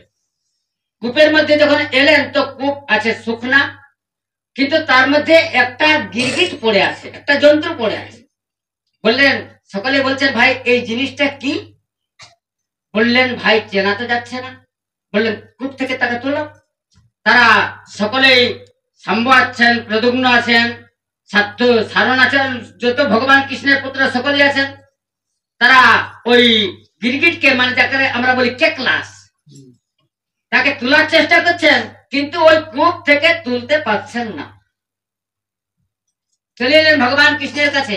কৃষ্ণকে সে জিজ্ঞাসা করছেন, বললেন প্রভু আমরা ওই একটা কূপের মধ্যে জন্তু পড়ে আছে, তাকে আমরা অনেক মানে তোলার চেষ্টা করলাম, কিন্তু কোনোতেই কূপ থেকে তাকে তুলতে পারছি না। ভগবান কৃষ্ণ বলছে চলো। আর চলে এলেন ভগবান কৃষ্ণ, বাম আঙ্গুটা নামালেন আর ওই মানে কেকলাসকে তুললেন। আর যেমনি ভগবান চরণ স্পর্শ করেছেন, আর চরণ স্পর্শ করতে তিনি দিব্য জ্যোতি পেয়ে গেলেন, চতুর্ভুজধারী হয়ে গেলেন, সাক্ষাৎ যেন বিষ্ণুর আকৃতি হয়ে গেলেন। ভগবান তো সর্বান্তর্যামী, তিনি সকল কিছু জানেন। বললেন তুমি কে, তোমার এই অবস্থা কেন হয়েছে? বললেন মহারাজ আমার একটাই দোষ, আমার নাম হলো নৃগরাজা। আমি যে কত দান করেছি তার কোনো হিসাব নাই। পৃথিবীর রেণু গণে যাবে, আকাশের তারা গণে যাবে, তবু আমার যে কত গাভী দান করেছি গণনা করা শেষ হবে না। আমি অনেক দান করেছি। একদিন কি হয়েছিল, এক গাভী আমি এক ব্রাহ্মণকে দান করেছিলাম। ওই গাভীটা কোন ক্রমে আমার গোষ্ঠে এসে মিলে গেল। ওই গাভীটাকে আর এক ব্রাহ্মণকে দান করে দিলাম। যার হারিয়ে গিয়েছিল গাভী, তিনি এসে জিজ্ঞাসা করছেন, বললেন ভাই এই গাভীটা তো আমার। উনি বলছেন না, এই মাত্র আমাকে রাজা দান দিয়েছেন। বললেন আরে আমাকে তো আগে দান দিয়েছিলেন, এই গাভীটা তোমাকে কিভাবে দান দিবেন? বললেন চলো তাহলে রাজার কাছে বিচার করতে যাব। রাজার কাছে চলে এলেন। রাজাকে বলছেন মহারাজ পূর্ব দিনে আপনি এই গাভীটা আমাকে দান দিয়েছিলেন, আর আজকে এই গাভীটা আপনি কেন দান দিলেন? রাজার অভিমান হয়ে গেল। বললেন আরে আমি তো তোমাদের গাভী দিয়েছি, তোমরা ঝগড়া কেন করছো? বললেন মহারাজ আপনার কাছে আমরা বিচার চাইতে এসেছি, এটা উচিত কি? আপনি মানে মাথা মানে নেড়ে নেড়ে কথা বলছেন, আপনি গিরগিট হয়ে যাবেন। এইটাই তার ওই দোষের কারণে আজ আমাকে গিরগিট হতে হয়েছে, কেকলাস হতে হয়েছে। আজ আপনার চরণ স্পর্শে আমি মুক্তি লাভ করলাম। ভগবান কৃষ্ণ আজ পুত্ররাকে বলছেন সরাপুত্রগণ, ব্রাহ্মণের ধন হরণ করার চেষ্টা করো না, ব্রাহ্মণকে ধন দান করার চেষ্টা করো, তাদের ধন হরণ করার চেষ্টা করো। এইরকম পুত্রকে সময় সময় মানে পিতার কর্তব্য হলো মানে মাতা শত্রু পিতা বৈরী যৌন পঠতি বালক। পিতা মাতা যদি পুত্রকে সুন্দর শিক্ষা না দিয়ে থাকেন, সুশিক্ষিত না করে থাকেন, বেদের শিক্ষা না দিয়ে থাকেন, তাহলে তো মাতা পিতা তার কাছে শত্রু হয়ে যাবে, কারণ পরিণামে তার ভয়ঙ্কর আছে। আর বালকের সময় যদি মাতা পিতাকে মানে পুত্রকে শিক্ষা দিয়ে থাকে, তাহলে তার পরিণামে উন্নতি হয়ে থাকে। আজ ভগবান এইভাবে শিক্ষা দিলেন। সুখদেব বললেন পরীক্ষিত, এদিকে নারদের মনে শঙ্কা হয়ে গেল যে ভগবান কৃষ্ণের 16,108টি রানী আছে, কিন্তু এই যে ভগবান কৃষ্ণ 16,108টি রানীকে নিয়ে কিভাবে ব্যবহার করছেন, কিভাবে সংসার যাপন করছেন, কিভাবে তিনি আছেন, এটা তো জানতে হবে। নারদ তো চলে এলেন, তো যেখানে মানে রুক্মিণীর মহলে ছিলেন সেখানে এসে দেখছেন তো ভগবান মানে শিব মানে ভজন করতে বসবেন, সেই সময় নারদ এসে উপস্থিত হয়ে গেলেন। নারদকে বলছেন এসো নারদ, এসো নারদ, উত্তম সময় এসেছো, এখন আমি ভজন করতে বসিনি, আসুন আসুন ভজন করুন। দুজনে ভজন করলেন। নারদ বলছেন না না, সত্যভামার মহলে যেতে হবে। ওখানে কি, এখানে তো প্রভুকে দেখলাম, সত্যভামার মহলে আছেন কিনা আছেন। সত্যভামার মহলে ছুটে গেলেন, সেখানে ভগবান স্নান করতেছিলেন। বললেন এসো এসো নারদ, এসো এসো, এই মাত্র আমিও স্নান করতে যাচ্ছি, আসুন স্নানটা করে নেন, তারপর ভজন করবে। সত্যভামার ভজনও মানে ভগবান ভজন করলেন। বললেন না, তাহলে কি প্রভু চলে এসেছিলেন? না না, তাহলে মানে জাম্বুবতীর ভবনে যাই। সেখানে ভগবান কি করছেন মানে তিনি বসেছেন, তো ভগবান মানে নারদ পৌঁছেছেন আর বললেন এসো এসো নারদ, এসো এসো। আজ তাকে বসালেন, তার ভোগ লাগালেন। নারদ বলছেন কোথায় খাবো, এই তো অনেক খেয়ে তো আমার পেট ভরে গেল। বললেন না না, আর ভিতরে যাওয়া যাবে না, দূর থেকে দেখে চলে যাওয়া। তো যেখানেই মানে নারদ যাচ্ছেন, কোনখানে দেখছেন তো ভগবান কৃষ্ণ যজ্ঞ করতে বসেছেন, কোনখানে দেখছেন তো ছেলেরাকে মানে শিক্ষা দিচ্ছেন, কোনখানে দেখছেন তো বিবাহের ব্যাপারে তিনি ব্যস্ত আছেন, কোনখানে দেখছেন তো ব্রাহ্মণকে মানে ব্রাহ্মণ পাঠ করছেন, তিনি তাদের হুকুর দিচ্ছেন। এইভাবে যেখানেই যাচ্ছেন আজ সেখানেই দেখছেন কৃষ্ণ, প্রত্যেক মহলের মধ্যে কৃষ্ণকে দেখতে পাচ্ছেন। এইভাবে 1 মাস বিতে গেল, যেখানে যাচ্ছেন আর সেইভাবেই দেখতে, ঘুরতে ঘুরতে ফির আবার রুক্মিণীর মহলে চলে এলেন। তো দেখছেন রুক্মিণীর মহলে ভগবান আছেন।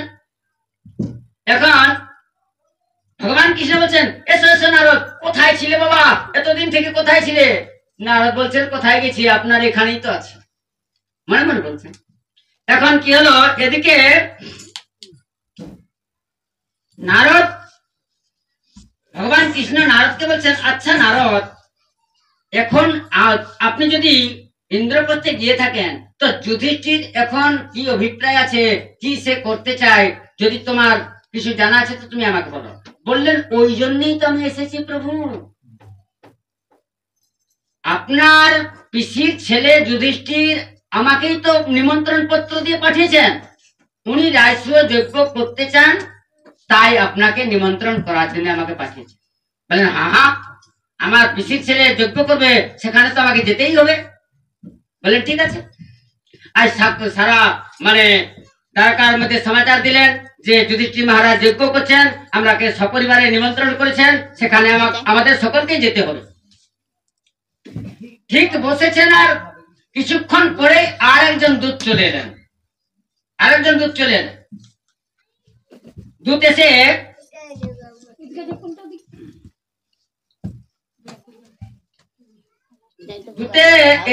দূত যখন চলে এলেন, ভগবান কৃষ্ণ জিজ্ঞাসা করলেন, বলি তুমি কে?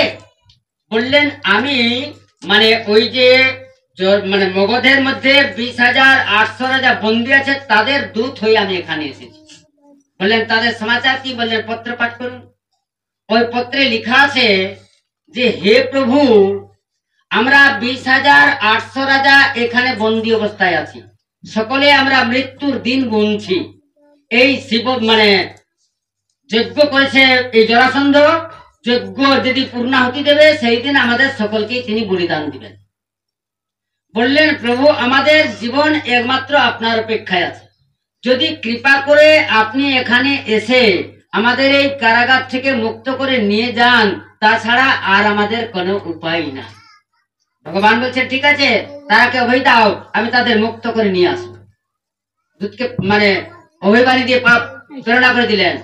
এখন ভগবান কৃষ্ণ উদ্ধবকে বললেন, হে উদ্ধব, আমাদের দুটা কাজ এখন হাতের মধ্যে এসে গেছে, তোমার অভিপ্রায় বলো, কি এখন করা যাবে? আমার পিসির ছেলে যুধিষ্ঠির যজ্ঞ করছেন, একদিকে 20,800 রাজা বন্দী আছেন, তাদের মুক্তির উপায়, এখন তোমার বিচার কি আসছে? উদ্ধব বলছেন, সনাপ্রভু, যুধিষ্ঠির মহারাজ যজ্ঞ করছেন, সেখানে তো আমাদের যেতেই হবে, আর এই যে জরাসন্ধ 20,800 রাজাকে বন্দী করে রেখেছে, তারাকে মুক্ত করাও একান্তই দরকার। ভগবান বলছে, ঠিক আছে। আজ ভগবান কৃষ্ণ বলরাম সপরিবারে তারা সকলে ইন্দ্রপ্রস্থে চলে গেলেন। যুধিষ্ঠির মহারাজ তারা স্বাগত সম্ভাষণ করলেন। ভগবান কৃষ্ণ যুধিষ্ঠিরকে জিজ্ঞাসা করছেন, বললেন, যজ্ঞ ঠিকঠাক ভাবে হচ্ছে তো? বললেন, প্রভু, যজ্ঞ তো ঠিকই চলছে, কিন্তু এই রাজসূয় যজ্ঞের নিয়ম হলো রাজা উপস্থিত না থাকতে গেলে রাজসূয় যজ্ঞ সম্পন্ন হতে পারে না। আর রাজা তো পাওয়া যাচ্ছে না, কারণ সমস্ত রাজাকে জরাসন্ধ বন্দী করে কারাগারে বন্দী করে রেখেছে, আর জরাসন্ধের সঙ্গে যুদ্ধ করাও সম্ভব নয়, অত্যন্ত সে বলদাবান বটে। ভগবান কৃষ্ণ বলছেন, ষঠ ষাঠ্যম সমাচার, মানে ষঠের সঙ্গে ষঠতা করাই কোনো দোষ নাই। বললেন, আপনার কথা বুঝতে পারলাম না। বললেন, তুমি আমার এক কাজ করো, অর্জুন আর ভীমকে আমাকে দাও, জরাসন্ধকে বধ করে নিয়ে আর ওই 20,800 রাজাকে আমি কারাগার থেকে মুক্ত করব। বললেন, প্রভু, ওই জরাসন্ধ মহান বলবান, আর এই নাবালক এই যে অর্জুন ভীম, এরা কি ওই জরাসন্ধকে বধ করতে পারবে? বললেন, তুমি কোনো চিন্তা করো না, কোনো চিন্তা করো না। এখন জরাসন্ধ এদিকে ভগবান কৃষ্ণ আর ভীম অর্জুন তারা ব্রাহ্মণের বেশ ধরে নিয়ে আর তারা চলে যাচ্ছেন। এই জরাসন্ধে সঙ্গে মিলন করার জন্য যদি কোনো কেউ যেতে চান তো 50 জন তাকে ঘিরে দেন, কিন্তু সেখানে ব্রাহ্মণের যাওয়ায় কোনো বাধা নাই, কোনো বাধা নাই। আর জরাসন্ধ পুরীতে যদি কেউ শত্রু ভাবে প্রবেশ করে তাহলে সেখানে তারও যাওয়াও মুশকিল আছে। জরাসন্ধের পুরী এমন ব্যবস্থা সুরক্ষিত আছে যে পথ দিয়ে যাবে ওই দুটা পর্বতের মানে মধ্যখান দিয়ে পার হতে হবে। শত্রুপক্ষ যদি গিয়ে থাকেন তো দুটা পর্বত এসে একসঙ্গে জয়েন হয়ে যায় আর তাকে মেরে ফেলে। জরাসন্ধের মানে ফেরি আছে, যখন এই শত্রুপক্ষ যায় ফেরি আপনা আপনি বেজে ওঠে। আর ওই জরাসন্ধের পুরীতে প্রবেশ করতে গেলে মানে নাগ আছে, নাগের দংশনে সে মারা যায়। ভগবান কৃষ্ণ অর্জুন ভীমকে বললেন এইরকম অবস্থা, জরাসন্ধে পুরী প্রবেশ করতে এইরকম আমাদের বাধা আছে। ভীমসেন বললেন প্রভু আমরা মধ্যপথে কেন যাব, আমরা নিজের পর্বতের উপরে দাঁড় করে যাব, আমার মুষ্টাঘাতে দাঁড় ভেঙ্গে মানে পর্বত ভেঙ্গে আমরা চলে যাব। ভীম বললেন ভেরির দায়িত্ব আমার রইল। ভগবান কৃষ্ণ বললেন সর্পের দায়িত্ব আমার রইল। চলে যাচ্ছেন, আজ মুষ্টি প্রহার করে নিয়ে আজ ভীমের রাস্তা করে চলে যাচ্ছেন। ভেরি অর্জুন মানে বাণের দ্বারা কেটে ফেললেন, ভগবান কৃষ্ণ ওই সর্পকেও কেটে ফেললেন। চলে যাচ্ছেন 3 জন ব্রাহ্মণ। আজ এই জরাসন্ধ যজ্ঞ কুণ্ডে বিরাজমান আছেন, যজ্ঞ চলছে, যজ্ঞ চলছে।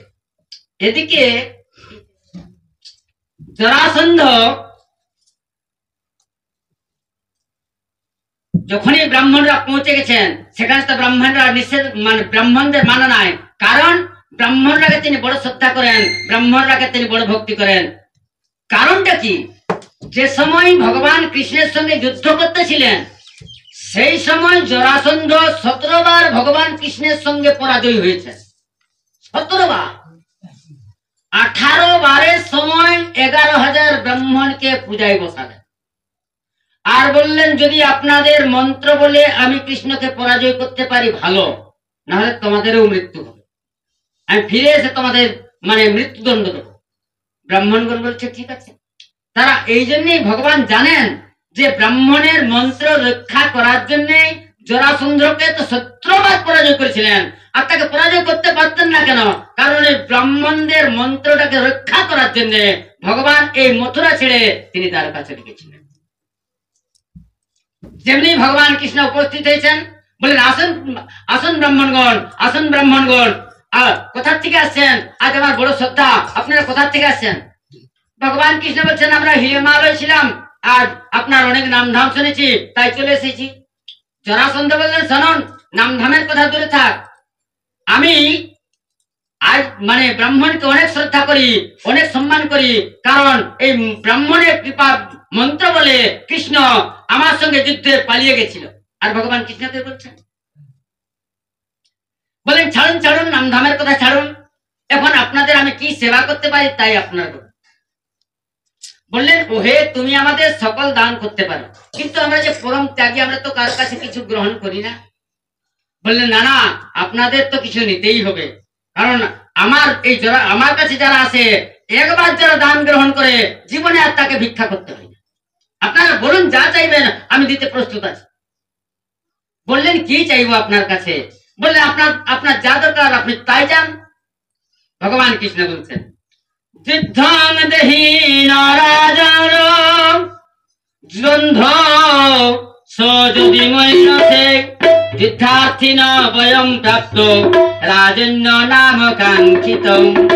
ভগবান কৃষ্ণ বলছেন শোনো, আর তুমি মনে করো না আদৌ আমরা ভিক্ষু ব্রাহ্মণ নই, আমরা রাজপুত্র, আমরা ক্ষত্রিয়, তুমি আমাদের যুদ্ধ ভিক্ষা দাও। যুদ্ধ ভিক্ষা? আপনার ক্ষত্রিয় নন? বললেন না। তাহলে আপনাদের পরিচয় কি? বললেন আমাদের পরিচয় তোমাকে বলছি। অসবৃকদর পার্থ তস্য ভ্রাতায় অর্জুন হ্রিয়ম আনেয়র মাতুলে হংমাং কৃষ্ণ জানিহি তব রিপুম। এই যে মোটা সোটা করে দেখছো আমার ডান দিকে, এর নাম হচ্ছে ভীমসেন, আমার পিসির ছেলে। আর এই যে বাম দিকে পাতলা দুবলা করে দেখছো, এর এই নাম আমার এই পিসির ছেলে, এর নাম অর্জুন। বললেন তাহলে পাণ্ডুর পুত্র, আর আপনি কে? বললেন শ্রীমান তুমি তো আমাকে চেনোই। আরে তোমার পুরানো শত্রু, তবু জানি হি রিপুম, তোমার আমি শত্রু, আমার নাম তো কৃষ্ণ। বলে কৃষ্ণ, তুমি আমার সামনে চলে এসেছ, তোমাকেই তো আমি খুঁজতেছিলাম। জরাসন্ধ বলছেন 17 বার এই কৃষ্ণের সঙ্গে যুদ্ধ করে পরাজয় হয়েছি। 18 বারের বারে ব্রাহ্মণদের মন্ত্র রক্ষা করার জন্য কৃষ্ণ পালিয়ে গেছেন, এর সঙ্গে যুদ্ধ করা যাবে না। জরাসন্ধ বলছেন তোমার সঙ্গে আমি যুদ্ধ করব? আরে নত্যয়া ভীরুন্নাদসে যুদ্ধি বিকল্প চেতস মথুরাংশ পুরী তক্তাং সমুদ্র শরণাঙ্গত। তোমার মতন কাপুরুষের সঙ্গে আমি যুদ্ধ করবো? আরে তুমি তো যুদ্ধে বিবল হয়ে যাও। আরে আমার ভয়ে এই মথুরা ছেড়ে আর তুমি দ্বারকায় নিবাস করে আছো, এই ভীরুর সঙ্গে আমি যুদ্ধ করব না? তোমার সঙ্গে আমি যুদ্ধ করব না। ভগবান কৃষ্ণ বলছেন তাহলে অর্জুনের সঙ্গে যুদ্ধ করো। বললেন অর্জুন ন ভবে যোদ্ধা। অর্জুনকে আমি যোদ্ধা বলে গণতি করছি না, কারণ এইরকম পাতলা দুবলা ছেলের সঙ্গে আমি যদি যুদ্ধ করি তাহলে যুদ্ধে আমার কোনো লাভ হবে না। হ্যাঁ, ভীমস তুল্য বলো মম। যদি ভীমসেন আমার সঙ্গে যুদ্ধ করে তাহলে তার সঙ্গে আমি যুদ্ধ করতেও পারি। বলে ঠিক আছে। ভীমসেনের মনে অভিমান চলে এলো, আরে কৃষ্ণও ফেল অর্জুনও ফেল, আমার মধ্যে জরাসন্ধ কিছু দেখতে পেয়েছে বলেই তো আমার সঙ্গে যুদ্ধ করতে রাজি হয়েছে। জরাসন্ধ, ভগবান কৃষ্ণ বলছেন যুদ্ধ করতে গেলে বুঝবে যে জরাসন্ধের শরীরে কত বল আছে। জরাসন্ধ বলে দিলেন, বললেন আমাদের দুজনের যুদ্ধ হবে, কেউ তোমরা আসবে না, মানে আমাদের দুপক্ষের মানে দুজনের যুদ্ধ হবে। যুদ্ধ চলতে লাগলো, যুদ্ধ চলতে লাগলো। যুদ্ধ যখন শেষ হয়ে গেল, জরাসন্ধ বলছেন শুনুন, আমার নিয়ম, আমার যদি শত্রু আসে কিন্তু আমি তার সেবায় ত্রুটি করি না। আপনারা আপনাদের সঙ্গে আমি যুদ্ধ করব, কিন্তু সেবায় আপনাদের কোনো ত্রুটি করবো না। দিনের বেলা যুদ্ধ করতেন আর রাত্রের বেলা জরাসন্ধ তাদের সেবা করতেন। এইভাবে যুদ্ধ করতে করতে করতে করতে আজ 27 দিন পার হয়ে গেল। ভীমসেন বলছেন প্রভু, জরাসন্ধের শরীরে কত বল আছে আমি বুঝতে পারছি না। আমি তাকে মানে তার সঙ্গে যুদ্ধে আমি মানে এটি উঠতে পারছি না। এক কাজ করুন, আপনারা যদি না যেতে চান আমি চলে যাচ্ছি, চলুন, এখানে আর থাকা যাবে না, আমরা সকলেই পালিয়ে যাই। ভগবান কৃষ্ণ বলছেন শোনো ভীমসেন, তুমি তো জরাসন্ধের সঙ্গে যুদ্ধ করতেছিলে, কিন্তু তুমি তো আমার দিকে একবার তাকাও নাই। বললেন তোমাকে তাকালে কি হবে? বললেন আমাকে তাকাতে গেলে, দৃষ্টি করতে গেলে তুমি যুদ্ধে জয়লাভ হবে। বললেন ঠিক আছে, আজ আপনাকেই দেখতে থাকবো। যুদ্ধ চলতে লাগলো, যুদ্ধ চলতে লাগলো। এখন ভগবান যেমনি ভীমসেন ভগবানের কৃষ্ণের দিকে তাকিয়েছেন, একটা ডাল চিরে তিনি দেখিয়ে দিলেন, ডাল চিরে দেখিয়ে দিলেন। আজ ভীমসেন জরাসন্ধকে মাটিতে ফেলে দিলেন আর দুভাগ করে দিলেন।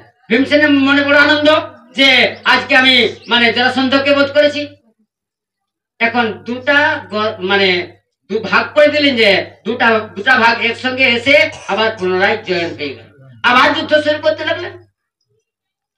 সন্ধ্যা হয়ে গেল, ভীমসেন চলে এলেন ভগবান কৃষ্ণের কাছে, বললেন প্রভু এই জরাসন্ধের সঙ্গে আমি আর যুদ্ধ করতে পারছি না, আরে দুভাগ করে দিলাম তবু মরছে না, আপনারা যদি না যান আমি নিজে একলাই পালিয়ে যাব। ভগবান কৃষ্ণ বলছেন ভাই তুমি তো আমাকে দেখতেছিলে, তো ভালো করে তো দেখো নাই। দেখুন আমরা মন্দিরে যাই আর আমরা জুতো পরে যাই, মন্দিরের দ্বারে জুতাটা খুলে রাখি আর আমরা ভগবানকে বড় প্রেমের সহিত ডাকি, তমেব মাতা চ পিতা তমেব তমেব বন্ধু সখা তমেব। কি বলি, আপনি আমার মাতা, আপনি আমার পিতা, আপনি আমার বন্ধু, আপনি আমার সখা। আর প্রয়াস করি যে আমার জুতা গিলা যেন কেউ নিয়ে না যায়, একদিকে ভগবানকেও তাকায় আর ওই জুতা গিলার দিকেও আমরা দৃষ্টি রাখি। ভগবান বলছেন এইরকম বেইমানি আমার ভালো লাগে না। তুমি যখন বসবে আমার পূজায় 10 মিনিট বসো, কিন্তু সংসারকে ভুলে যাও। মানে ভীমসেনকে বলছে, ভাই তুমি তো আমাকে তাকাতে ছিলে, কিন্তু তুমি ভালো করে দেখো নাই। বলে ঠিক আছে, আজ আপনাকেই দেখতে থাকবো। এখন যুদ্ধ চলতে লাগলো, যুদ্ধ চলতে লাগলো। জরাসন্ধকে ভূমিতে ডাল চিরে দেখালেন, জরাসন্ধকে মাটিতে ফেলে দিলেন, তারপরে একটা বালুকার লিঙ্গ দেখালেন। ওই দুটা ভাগ করে দিলেন, তারপরে একটা বালুকার ওই শিবলিঙ্গ করে দিলেন। দু ভাগ দুই দিয়ে রয়ে গেল। আর জরাসন্ধ কল্যাণ হয়ে গেলেন। জরাসন্ধের পুত্র সহদেবকে রাজ্যে রাজা করলেন। এখন মানে যেখানে কারাগারে রাজারা বন্দী আছেন, ভগবান শ্রীকৃষ্ণ সেখানে উপস্থিত হলেন। ভগবান কৃষ্ণ বলছেন, রাজন্যগণকে বললেন, ওহে যুধিষ্ঠির মহারাজ যজ্ঞ করছেন, ওই যজ্ঞে আপনাদের সকলকার নিমন্ত্রণ আছে, ওই যজ্ঞে আপনারা সকলেই যাবেন। বললেন, প্রভু অবশ্যই আমরা যাব সেখানে, কারণ আজ তারই কৃপায় আমরা তো এই মুক্তি লাভ পেয়েছি। ভগবান কৃষ্ণ এদিকে চলে এলেন, যজ্ঞ চলতে লাগলো। ভগবান কৃষ্ণ যুধিষ্ঠিরকে বলছেন, শোনো মহারাজ, যজ্ঞে এক একটা দায়িত্ব দেওয়া, কারণ দায়িত্ব যদি না দেওয়া হয়, দায়িত্বহীন কাজে কেউ কোনো উত্তর করতে চায় না। আর যদি দায়িত্ব দেওয়া থাকে, তাহলে সেই কাজটা সে সুষ্ঠুভাবে সেই কাজটাই সে করে থাকে। বলে ঠিক আছে প্রভু, আপনার যেটা ভালো মনে করছেন আপনি তাই করুন। বললেন, এক কাজ করো, এই যে ভান্ডারের দায়িত্বটা দুর্যোধনকে দিয়ে দাও। বললেন ঠিক আছে।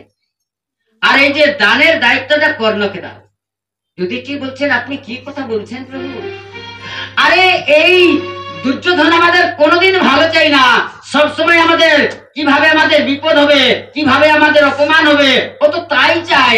আর আপনি ভান্ডারের দায়িত্ব দুর্যোধনকে দিচ্ছেন, আর যদি আমাদের ভান্ডার খালি হয়ে যায়? ভগবান কৃষ্ণ বলছেন, শোনো যুধিষ্ঠির, দুর্যোধনের মধ্যে একটা সদ্গুণ আছে। বললেন, কি সদ্গুণ আছে? বললেন, দুর্যোধন যখন দান করতে যাবে, ধনটা দান করতে যখনই যাবে তার দ্বিগুণ হয়ে যাবে। যা ভান্ডায় ধন আছে তার থেকে দ্বিগুণ হয়ে যাবে। আর যখন ধনটাই তিনি হস্তক্ষেপ করবেন তার দ্বিগুণ হয়ে যাবে। আর ধনটা দান করতে গেলে আরো দ্বিগুণ হয়ে যাবে। ধন তো কম হওয়ার কোনো প্রশ্নই নেই। দ্বিতীয় কারণ, এই যে কর্ণকে দান করার জন্যই দেওয়া হচ্ছে, যদি এই দানের মধ্যে কোনো কিন্তু থাকে, তাহলে সেই দানটা আসল দান করা হয় না। দান করতে গেলে মনে যেন কোনো কিন্তুই থাকে না। কি দান করেছেন, কি দিয়েছেন, এটার জন্য মনে কোনো কিন্তু থাকে না। বললেন ঠিক আছে প্রভু। ভীমসেনকে মানে মানে পারসের ভাই তার দায়িত্ব দিয়ে দিলেন। পারসের দায়িত্ব কেন দিলেন? আরে যে যেমন খায় সে সমান পারস করে থাকে নাকি? আপনি যদি আধা সেরা চালের অন্ন খাবেন, তো অন্যকে যদি ভোজন করতে বসেন, তো ওই আধা সেরা চালেরই অন্ন তাকে দিবেন। আর যদি কেউ দুসেরা চালের অন্ন খায়, তো অত দুসেরা চালেরই অন্ন দিবেন না। তো ভীমসেন তো বেশি ভোজন করতে নেই, এই জন্যই যারা যেমন লোক উনি ভোজনে বেশি দিবেন, এই জন্য ভোজনের দায়িত্ব তাকে দিবেন। অর্জুনকে দিলেন দায়িত্ব, যে রাজারা আসবে না তারাকে বন্দি করে তুমি নিয়ে আসবে। নকুল সহদেবকে বললেন, তোমরা এই সমস্ত রক্ষকদার এই সব যেখানে যারা আসছেন তাদের নিমন্ত্রণ, তাদের আপ্যায়নের দায়িত্ব। দ্রৌপদীকে রন্ধনের কাজে নিযুক্ত করে দিলেন। ভগবান কৃষ্ণ যুধিষ্ঠিরকে বলছেন, ভাই সকলেই দায়িত্ব পেয়ে গেলেন, কিন্তু আমার তো কোনো দায়িত্ব নেই। তাহলে এখানে তো আমার কোনো থাকার দরকার নেই, তাহলে আমি চলে যাচ্ছি। আমার তো কোনো ভাগ নাই, আমি তো কোনো কাজের দায়িত্ব নাই। বললেন, প্রভু আপনি কি কথা বলছেন? যত সকল কাজ আপনিই করুন। বললেন, না না, কোনটা আমাকে দায়িত্ব দিতে হবে। বললেন, আর তো কোনো খালি নেই। বললেন, একটা কাজ খালি আছে। বললেন, ব্রাহ্মণদের চরণ সেবা করাটা এখনো কারো দায়িত্ব দেওয়া হয়নি। ওই ব্রাহ্মণদের চরণ ধোয়া, ব্রাহ্মণদের সেবা করার দায়িত্বটা আপনি আমাকে দেন। বললেন ঠিক আছে। এখন কি হলো? বললেন, শোনা হয়ে যুধিষ্ঠির, এই যে শঙ্খ ঝালর ঘন্টা রইল মন্দিরের মধ্যে, যখনই 1 লক্ষ ব্রাহ্মণ ভোজন করবে, তখনই সেই সময় এই শঙ্খ ঘন্টা ঝালর আপনি বেজে উঠবে, আপনা আপনি বেজে উঠবে। বললেন ঠিক আছে। এখন চলতে লাগলো, ভজন চলতে লাগলো, এদিকে যজ্ঞ চলছে, ভজন চলছে। ওইখানে কি হলো, প্রথমত বললেন শোনো, যুধিষ্ঠির মহারাজ যে যজ্ঞে দীক্ষিত হবেন, বা যুধিষ্ঠির মহারাজ যে মানে এই আগে পূজা কার করবেন, এখানে প্রশ্নটা এসে গেল যে যুধিষ্ঠির প্রথম পূজা কার করবেন। কে এমন শ্রেষ্ঠ একজন আছেন যে একজনের পূজায় সকলেই সন্তুষ্ট হয়ে যাবেন? কে এমন একজন আছেন? আর কে এমন একজন আছেন যে যার পূজায় সকলেই মানে কেউ বিরোধ করবে না? মানে মিটিং চলতে লাগলো, মিটিং চলতে লাগলো, কেউ কোনো উত্তর দিতে পারছেন না। ওইখানে সহদেব ছিলেন, বললেন শুনুন, সকলের অগ্রাধিকারী পূজার অধিকারী একমাত্র কৃষ্ণই হতে পারে, আর কেউ হতে পারে? বললে হ্যাঁ হ্যাঁ ঠিক কথা বলেছে। মানে সকলেই আনন্দ হয়ে গেল, হ্যাঁ হ্যাঁ কৃষ্ণের এই পূজা, কেউ বিরোধ করলেন না। ওইখানে একজন বিরোধী বার হয়ে গেলেন, একজন বিরোধী বার হয়ে গেলেন, তিনি হলেন শিশুপাল, কৃষ্ণদ্বেষী।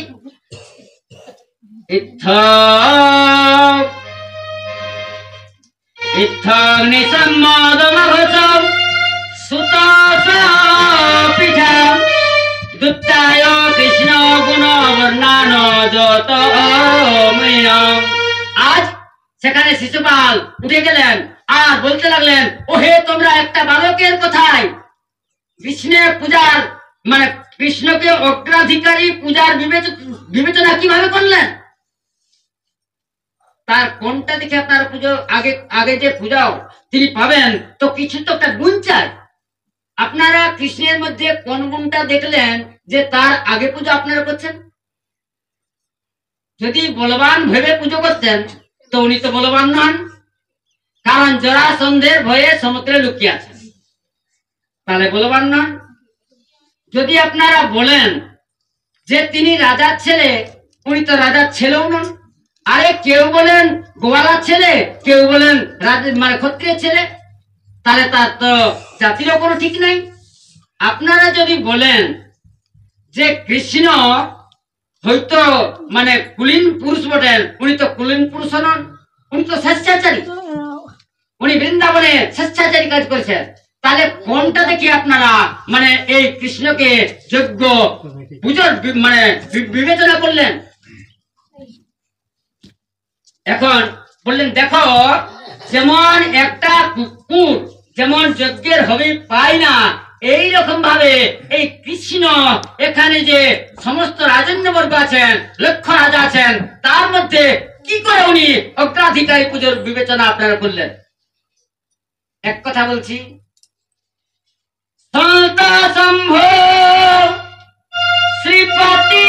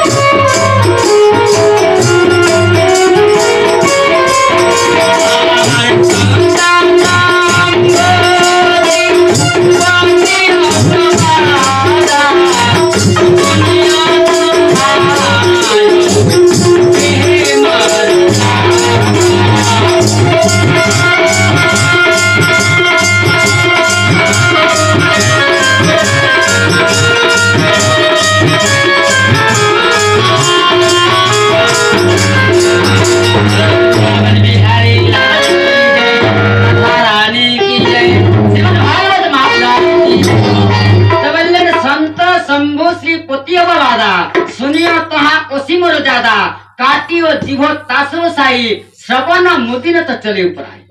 যেখানে সন্তের অপমান হবে, যেখানে ভগবানের অপমান হবে, যেখানে শঙ্কর ভগবানের নিন্দা হবে, যদি ক্ষমতা থাকে তার জিভটা ছিঁড়ে নিয়ে আর কেটে দেওয়া দরকার, আর যদি ক্ষমতা না থাকে তাহলে কর্ণ বন্ধ করে নিয়ে সেখান থেকে ত্যাগ করে। আর সেখানে যে ভগবান কৃষ্ণের ভক্তরা ছিলেন তারা